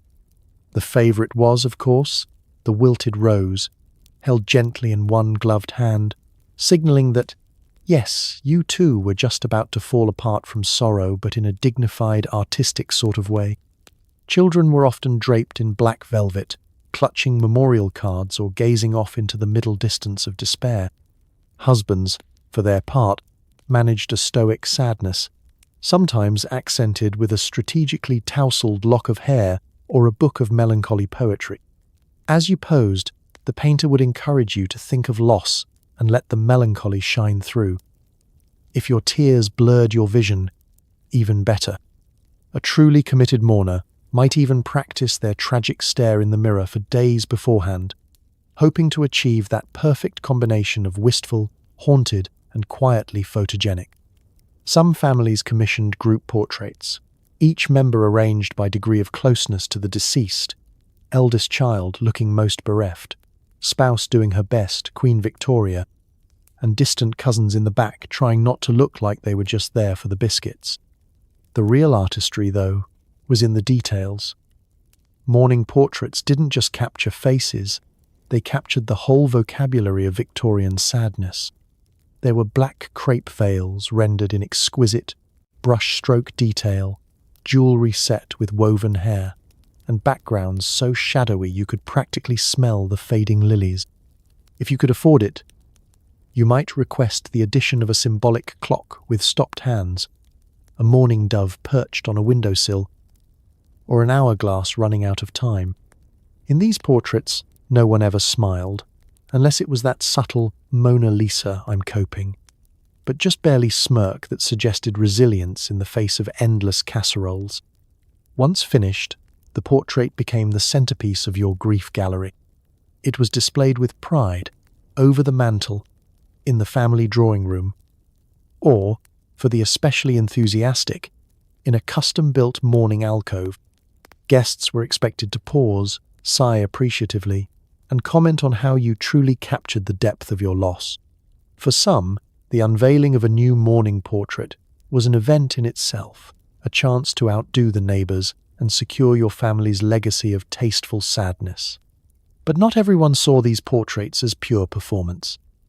For many Victorians, they were an important act of remembrance, a way to keep the dead close and grief visible. They offered a rare chance to express emotion in a society where everyday feelings were often squashed beneath layers of etiquette and bombazine. Children who grew up surrounded by these portraits learned their family history not just through stories, but through a silent parade of mournful eyes watching from the walls. So, as you picture yourself, wilted rose in hand, chin tilted just so, remember, in the Victorian world, sorrow wasn't just felt. It was artfully arranged, meticulously recorded, and hung where everyone could see. Because nothing says I loved you like an oil painting designed to make your descendants weep. Just a little. Every time they walk past the drawing room. When grieving gets boring, why not summon a ghost? Spiritualism flourished in mourning households, offering comfort or just more drama. If you thought Victorian mourning was all black dresses and polite sobbing into monogrammed handkerchiefs, think again. For many families, the end of a funeral marked not closure, but the beginning of a new hobby, dabbling in the supernatural. After all, when you've spent weeks draping your house in black crepe and avoiding the very concept of laughter, what better way to liven things up than by inviting the dearly departed back for one more chat? The mid-19th century saw a veritable explosion of spiritualism, as if grief itself wasn't complicated enough. Suddenly, no parlour was complete without a table that could be rapped on, a set of mysterious candles, and at least one cousin who claimed to feel a chill every time she walked by the umbrella stand. Seances became as fashionable as tea parties, and the most sought-after guests were no longer the local vicar or the town gossip, but a medium with a taste for drama and the ability to roll their eyes back at will. It usually began with a sense of longing, the hope that a lost loved one might have one last message, one final tip about where they hid the family silver, or perhaps a gentle nudge from beyond to assure everyone that they were, in fact, resting in peace and not rolling their eyes at your crepe decorations. The table would be set, the gas lamps dimmed, and everyone would join hands, trying to look as sincere and unafraid as possible, while secretly peeking under the table for hidden wires. The medium would then begin, summoning spirits, channeling mysterious voices, and generally creating a spectacle that could make the neighborhood cat nervous. There'd be knocking, tapping, and sometimes even furniture that moved on its own, which, given the state of Victorian craftsmanship, might actually just have been a loose table leg. Names were whispered, riddles were posed, and family secrets were occasionally revealed, much to the horror or delight of the assembled guests. Some households embraced a full calendar of supernatural events, weekly seances, regular visits to professional mediums, and even the odd late-night experiment with Ouija boards, because who wouldn't want to contact Great-Uncle Reginald about his missing cufflinks? The more well-off families might even host public demonstrations, inviting half the neighborhood to witness a spirit's message from beyond, complete with flickering candles and an atmosphere thick with both incense and skepticism. Superstitions flourished right alongside the seances. Every death brought a new set of rituals. Mirrors had to be covered lest they trap a wandering soul. Clocks were stopped at the moment of death to keep time from running away with the spirit, and shoes were carefully placed under the bed, toes facing out, so the deceased wouldn't wander back to try them on. Some families sprinkled salt across thresholds, hung sprigs of rosemary for protection, and kept watch for omens, everything from black dogs to odd-shaped clouds. For some, spiritualism offered real comfort. The idea that the dead were close by, ready to share a word of encouragement or a gentle warning, was as soothing as it was dramatic.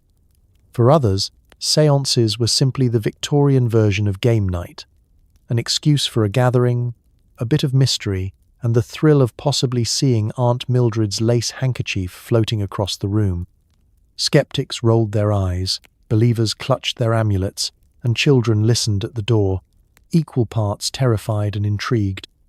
Even Queen Victoria herself dabbled in the spiritual, holding private séances to reach her beloved Albert, adding royal legitimacy to the whole affair. Newspapers published stories of successful contacts, failed attempts, and the occasional medium exposed as a fraud, which only seemed to add to the excitement. So if you're ever tempted to break out the Ouija board at your next family gathering, just remember, you're channeling a proud Victorian tradition. In an age when grief was public, structured, and endlessly accessorized, summoning a ghost was just one more way to keep your loved ones, if not actually present, then certainly part of the conversation. And if all else failed, at least you could count on some quality drama. It was customary to cover every mirror in a house after a death. Was it to avoid vanity, or to prevent the deceased from showing up for a jump scare?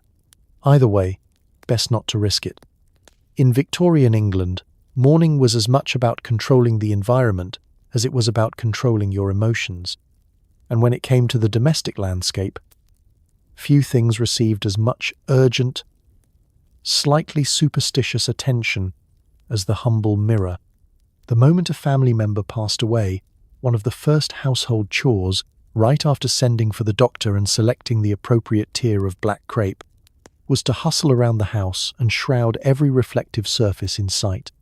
The reasons for this were a classic blend of superstition, practicality, and an unspoken agreement that life was unsettling enough without risk of a paranormal cameo in the powder room. Some believed that, at the moment of death, the soul might become confused and slip into a mirror, wandering forever in the glassy void. Others worried that a lingering spirit might reappear to startled relatives, peeking out between the aspidistra and the antimacassars just as someone was checking their hat for lint. But covering mirrors also served a more practical purpose. With the household thrown into chaos, neighbours calling, parlour rearranged for visitors, and weeping relatives everywhere, the last thing anyone needed was to glimpse their own tear-streaked, sleep-deprived reflection and be reminded that, yes, they truly did look as bad as they felt. Nothing like a surprise existential crisis while you're just trying to top up your tea. And so, out came the black veils, shawls, or even heavy drapes, each carefully tucked around every looking-glass. Sometimes, families with a flair for the dramatic would use specially embroidered mourning cloth, adorned with black ribbons or a discreet funereal monogram. The effect was immediate. The entire house was plunged into a dim, reflection-free gloom. It made the parlour feel larger, the hallways more mysterious, and the daily process of combing your hair an act of pure guesswork. Mirrors weren't the only targets either. Shiny surfaces of all kinds, polished silver, glass doors, even the odd particularly glossy pie plate, were candidates for a quick draping, just in case.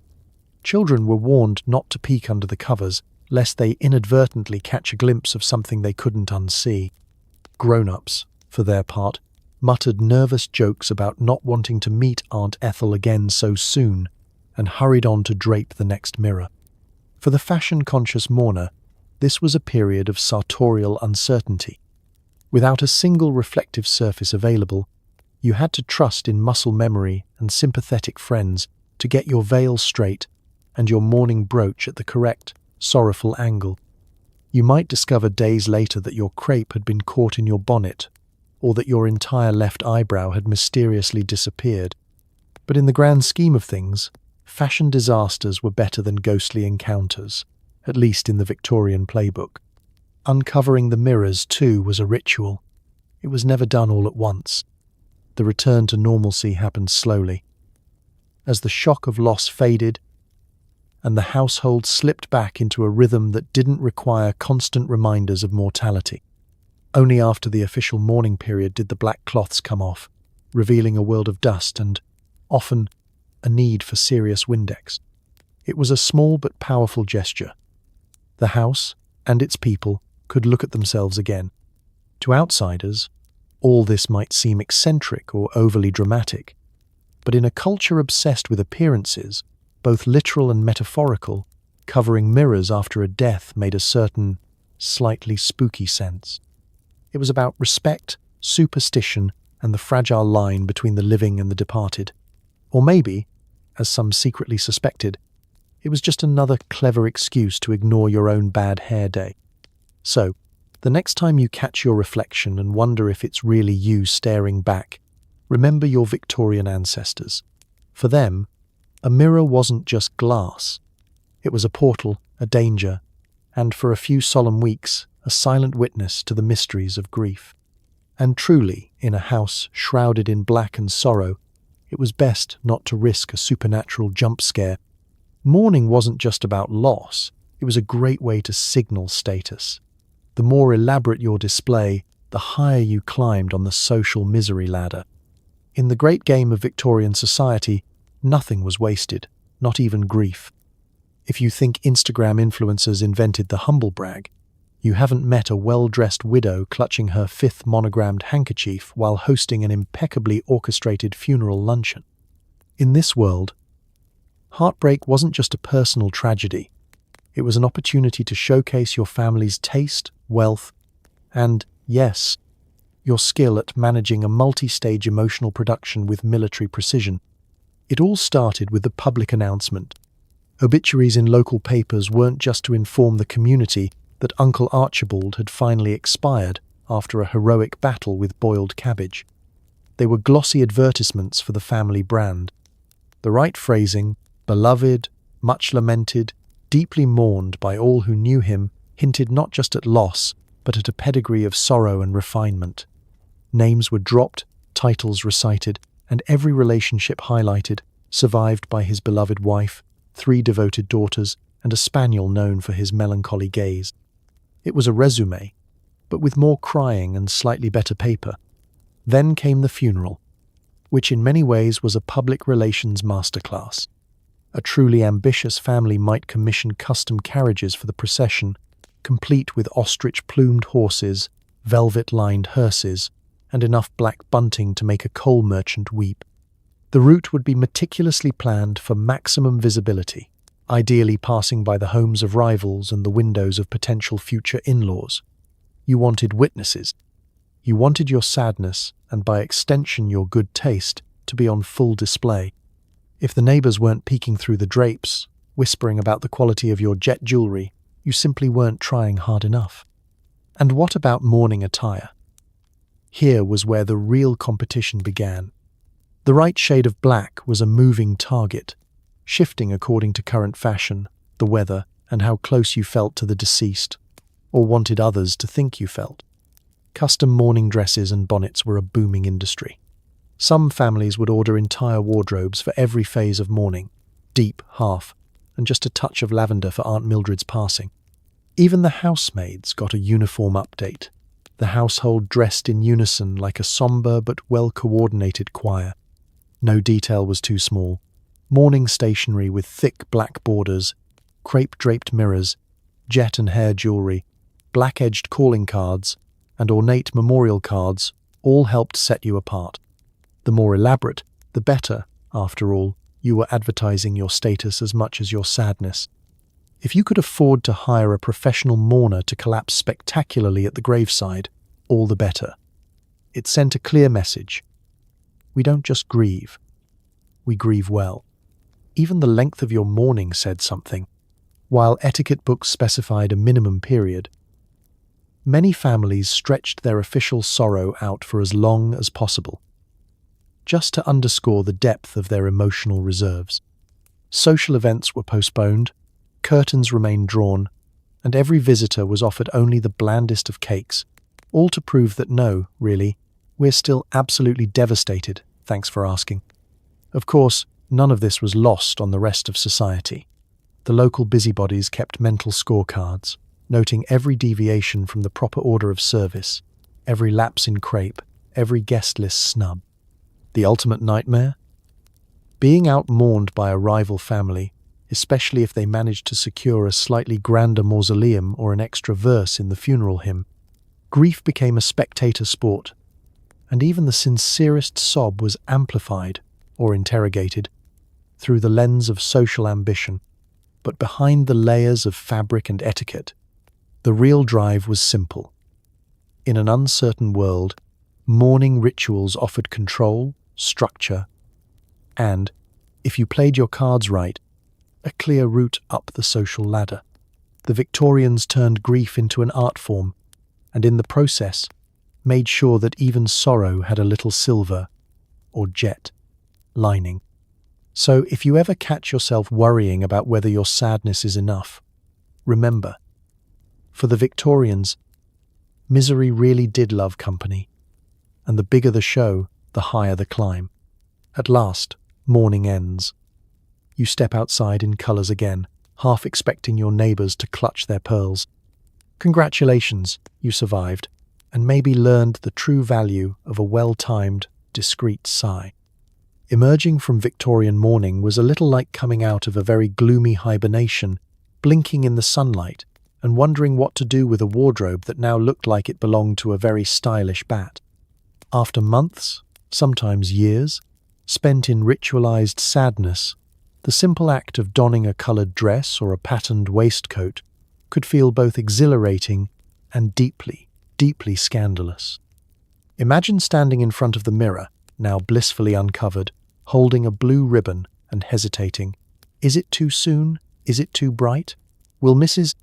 Carruthers next door faint dead away at the sight of a cheerful cravat?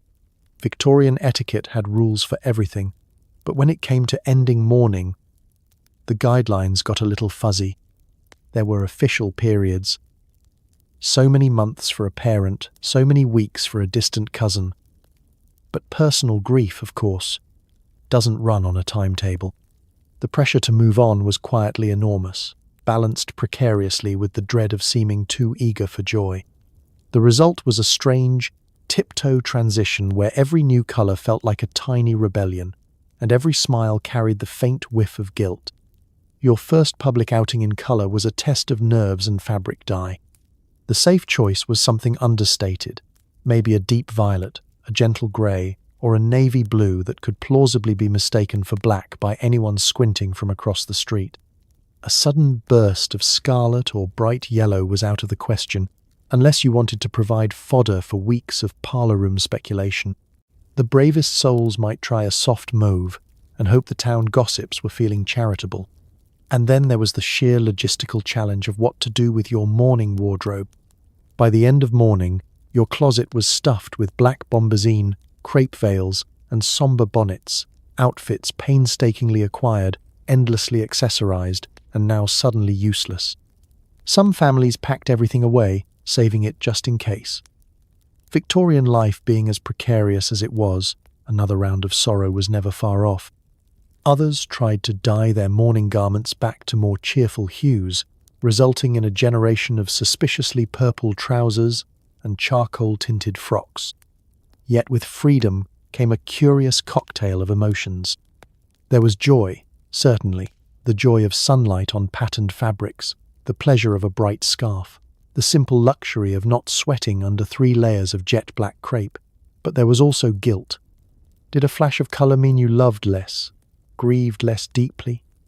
Was it unseemly to laugh out loud after so much dignified sighing? The Victorians, masters of emotional contradiction, often wrestled with these questions long after the last mourning border came off the stationery. Socially, there were more hurdles to clear. Neighbours watched, friends observed. Every interaction became a subtle test. Would you behave with the proper mix of gravity and cautious optimism? Or would you, horror of horrors, be caught whistling on your way to the bakery? It was a delicate dance, and many preferred to err on the side of caution, keeping one foot in the land of half-mourning just a little longer, easing out of black and into colour as gently as possible. Still, life pressed on. Parties returned. Music grew a little livelier. The local bakery dared a pink icing. And one day, you found yourself laughing at something entirely silly. a kitten's antics, a neighbour's story, or the first notes of a cheerful song drifting through the open window. Grief lingered, as it always does, but colour crept back in, and with it, the world's stubborn refusal to remain sad forever. So as you shake out your old mourning veil and hang it up for good, give yourself credit. You survived Victorian grief. The rituals, the wardrobe, the whispers, and the wild rules. Now, with a closet full of black and a heart just a little bit lighter, you're ready for whatever comes next, even if it's just an afternoon walk in blue. It wasn't just the humans getting draped in black. In true Victorian fashion, even your family cat might find itself sporting a tasteful crepe ribbon or a custom mourning collar, because nothing says we're coping like making the household tabby a part of your public grief, and the cat, as usual, couldn't care less. Victorian mourning rituals had a way of seeping into every corner of daily life, and that included the animal kingdom. After all, if the piano was covered in crepe and the mirror shrouded in black, it would be a glaring social faux pas to leave the family cat in her natural, unaccessorized state. From the biggest mastiff to the smallest tabby, every creature in the house was pressed into service as a living prop for sorrow. The idea, naturally, was to present a united front of grief, even if half your household had whiskers and the other half preferred napping in sunny windows. Cats, those legendary individualists, responded to this forced participation with the kind of dignified indifference that only a Victorian feline could muster. Owners would carefully select a strip of black crepe, tie it in a neat bow around the cat's neck, and hope it survived more than 5 minutes. Occasionally, a truly fashion-forward household might spring for a miniature mourning collar, perhaps even embroidered with a discreet monogram or a funereal lily. The cat's response ranged from resigned acceptance, if you were lucky, to dramatic flopping and frantic attempts to gnaw the ribbon off.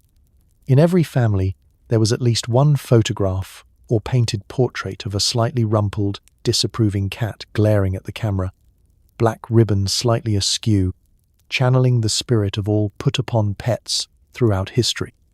For the more ambitious mourners, the family dog, parrot, or even pet rabbit might also be adorned with some token of woe, black bows on the ears, a dark sash around the middle, or a tiny veil for the really committed. But the cat remained the star of the show. There's something about the utter lack of enthusiasm from a ribbon-clad tabby that perfectly encapsulated the Victorian sense of endurance in the face of absurdity. Cats were the ultimate barometer of how much mourning etiquette could be pushed before common sense, or animal patience, snapped. Of course, not everyone agreed with these pet-centric displays. There were debates in etiquette columns and letters to the editor. Was it dignified, or merely ridiculous, to include the family cat in the household's ritualized sorrow? Proponents insisted that animals, as members of the family, should naturally reflect the emotional climate of the home, just as a servant would be given a mourning armband, or the parlour clock set to chime more softly. Critics, meanwhile, suggested it was all a bit much. Cats, they argued, did not care one whisker for human grief, being far more interested in the next saucer of cream or patch of sun. Despite these objections, the practice spread, especially among the middle and upper classes who were keen to demonstrate both emotional sensitivity and social standing. Mourning pets became a sign of refinement, evidence that your family observed not just the letter but the spirit of proper etiquette. If the neighbours glimpsed your black-bowed cat through the window, they'd know instantly that yours was a home of well-regulated sorrow. Behind the ritual, though, there was something oddly comforting about including pets in mourning. In a time when grief was so strictly controlled and every emotion choreographed, animals offered a little bit of normality. The cat, impervious to drama, would curl up on the black-draped settee and purr, demanding attention with absolutely no regard for social norms. It was a gentle reminder that life, however shrouded in tradition, would carry on, if only at feeding time. So as you tie a ribbon around your own indifferent tabby, or imagine a stately Victorian parlour filled with black-draped everything, remember, The Victorians made sure even their pets played a part in the theatre of grief. And if anyone wore it with style, it was surely the cat, aloof, elegant, and utterly unimpressed by the whole business of mourning. Turns out, grieving in July required a different survival strategy than grieving in November. Heavy black wool plus a London heatwave? The Victorians persevered, sweating buckets beneath layers of sorrow and bonnets so large they had their own weather systems.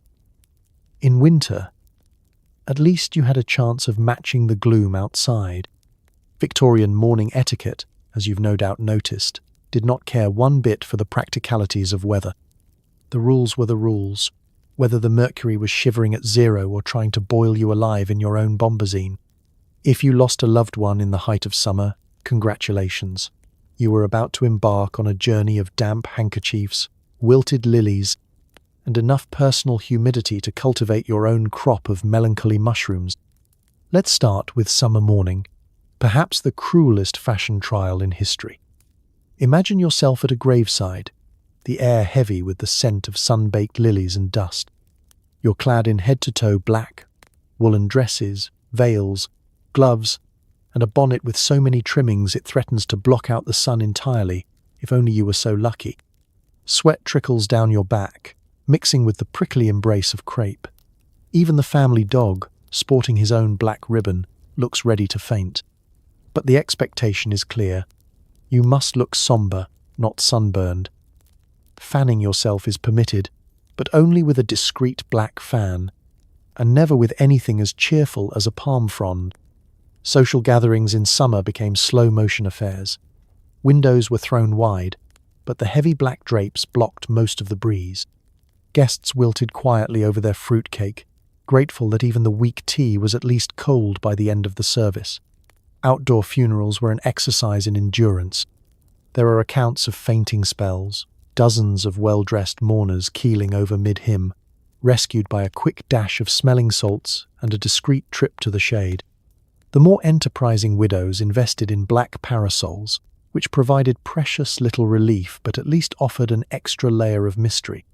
Meanwhile, winter provided a different set of challenges.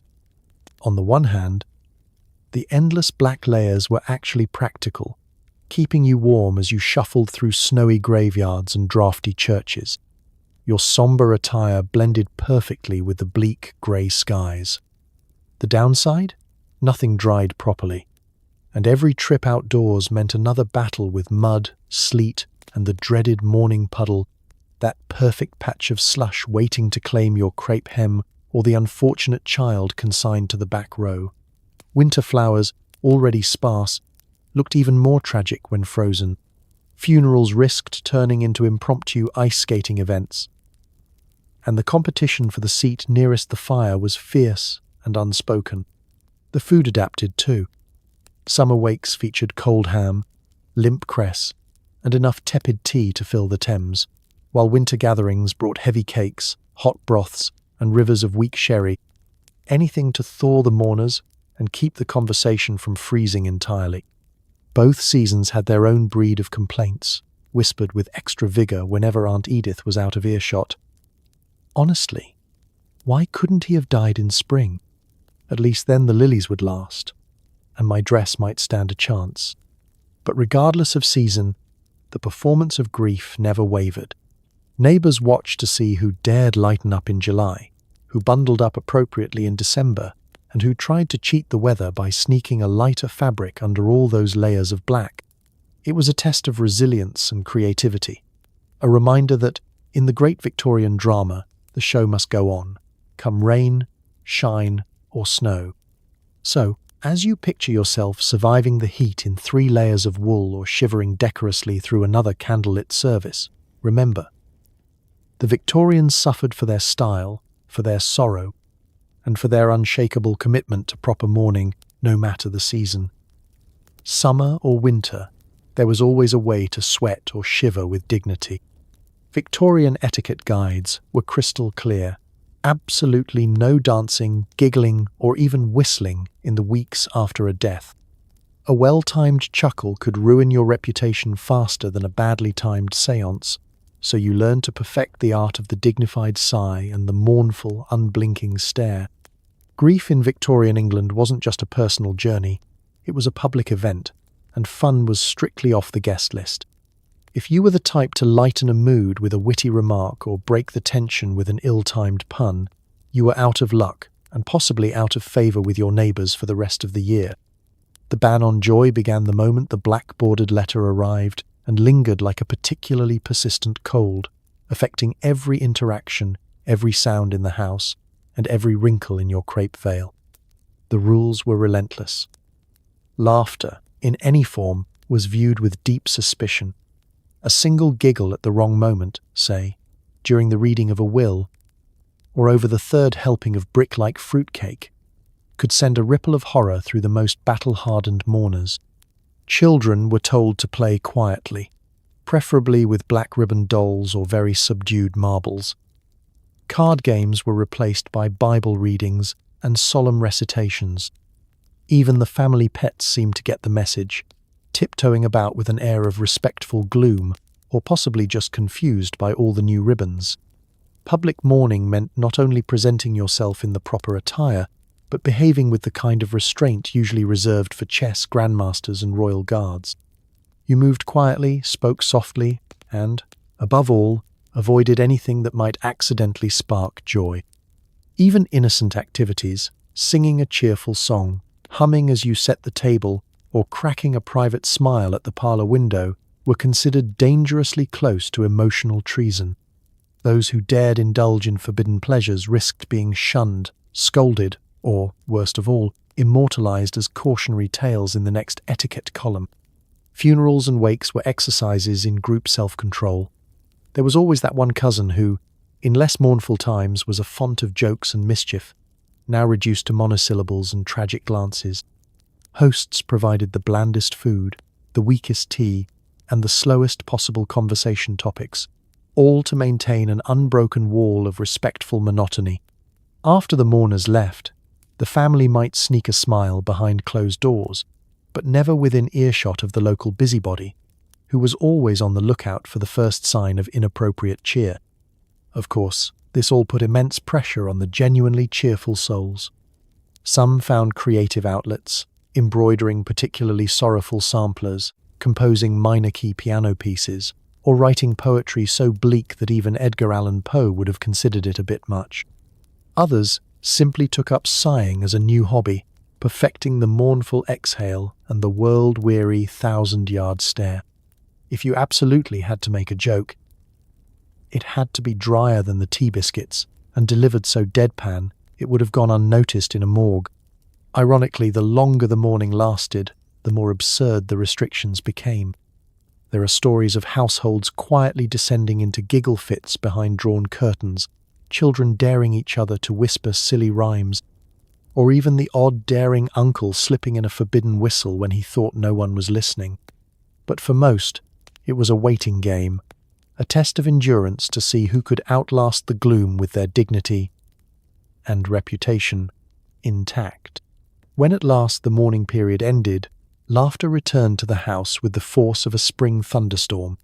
The first giggle at the breakfast table, the first dance at a subdued party, the first neighbourly joke, each felt like a tiny rebellion, a declaration that life, no matter how dark, couldn't be kept entirely in the shadows. So next time you feel the urge to laugh at the wrong moment, remember the Victorians, masters of the dignified sigh, survivors of the world's longest game of don't smile, and if you do let slip a chuckle, make sure it's behind closed doors, just in case Mrs. Witherspoon is still listening from across the street. And so, as our journey through Victorian mourning comes to an end, take a moment to be grateful that your grief doesn't come with a manual thicker than your tax return.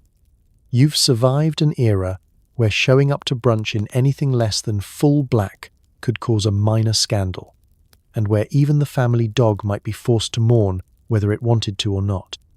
Tonight, as you lie in your soft bed, free from scratchy crepe veils and the ever-present threat of an accidental séance, consider the astonishing commitment Victorians had to the theatre of sadness. They honoured their losses with drama, discipline, and enough rules to make your HOA jealous. Underneath all those layers of velvet and etiquette, though, were people muddling through heartbreak, sometimes with style, often with confusion, and always with a surprising sense of communal absurdity. So, maybe as you drift off, you'll remember that for all their odd customs, Victorians just wanted to make sense of the mess of missing someone. Their suffering was real, their rituals were complicated, and their coping mechanisms could fill a department store window. Yet somehow, through all the sorrow and social climbing, they found ways to keep going. So tonight, as you tuck into your clean sheets, no mourning bands required, give a quiet thanks for the small modern comforts, pajamas, privacy, and the right to grieve however you please. Because history, in all its gloom and grandeur, reminds us that people are stubborn, hopeful, and endlessly creative, even in sadness. Good night, sleep well, and may your dreams be haunted only by the gentle rustling of bygone petticoats and not the urgent rattle of a mourning coach.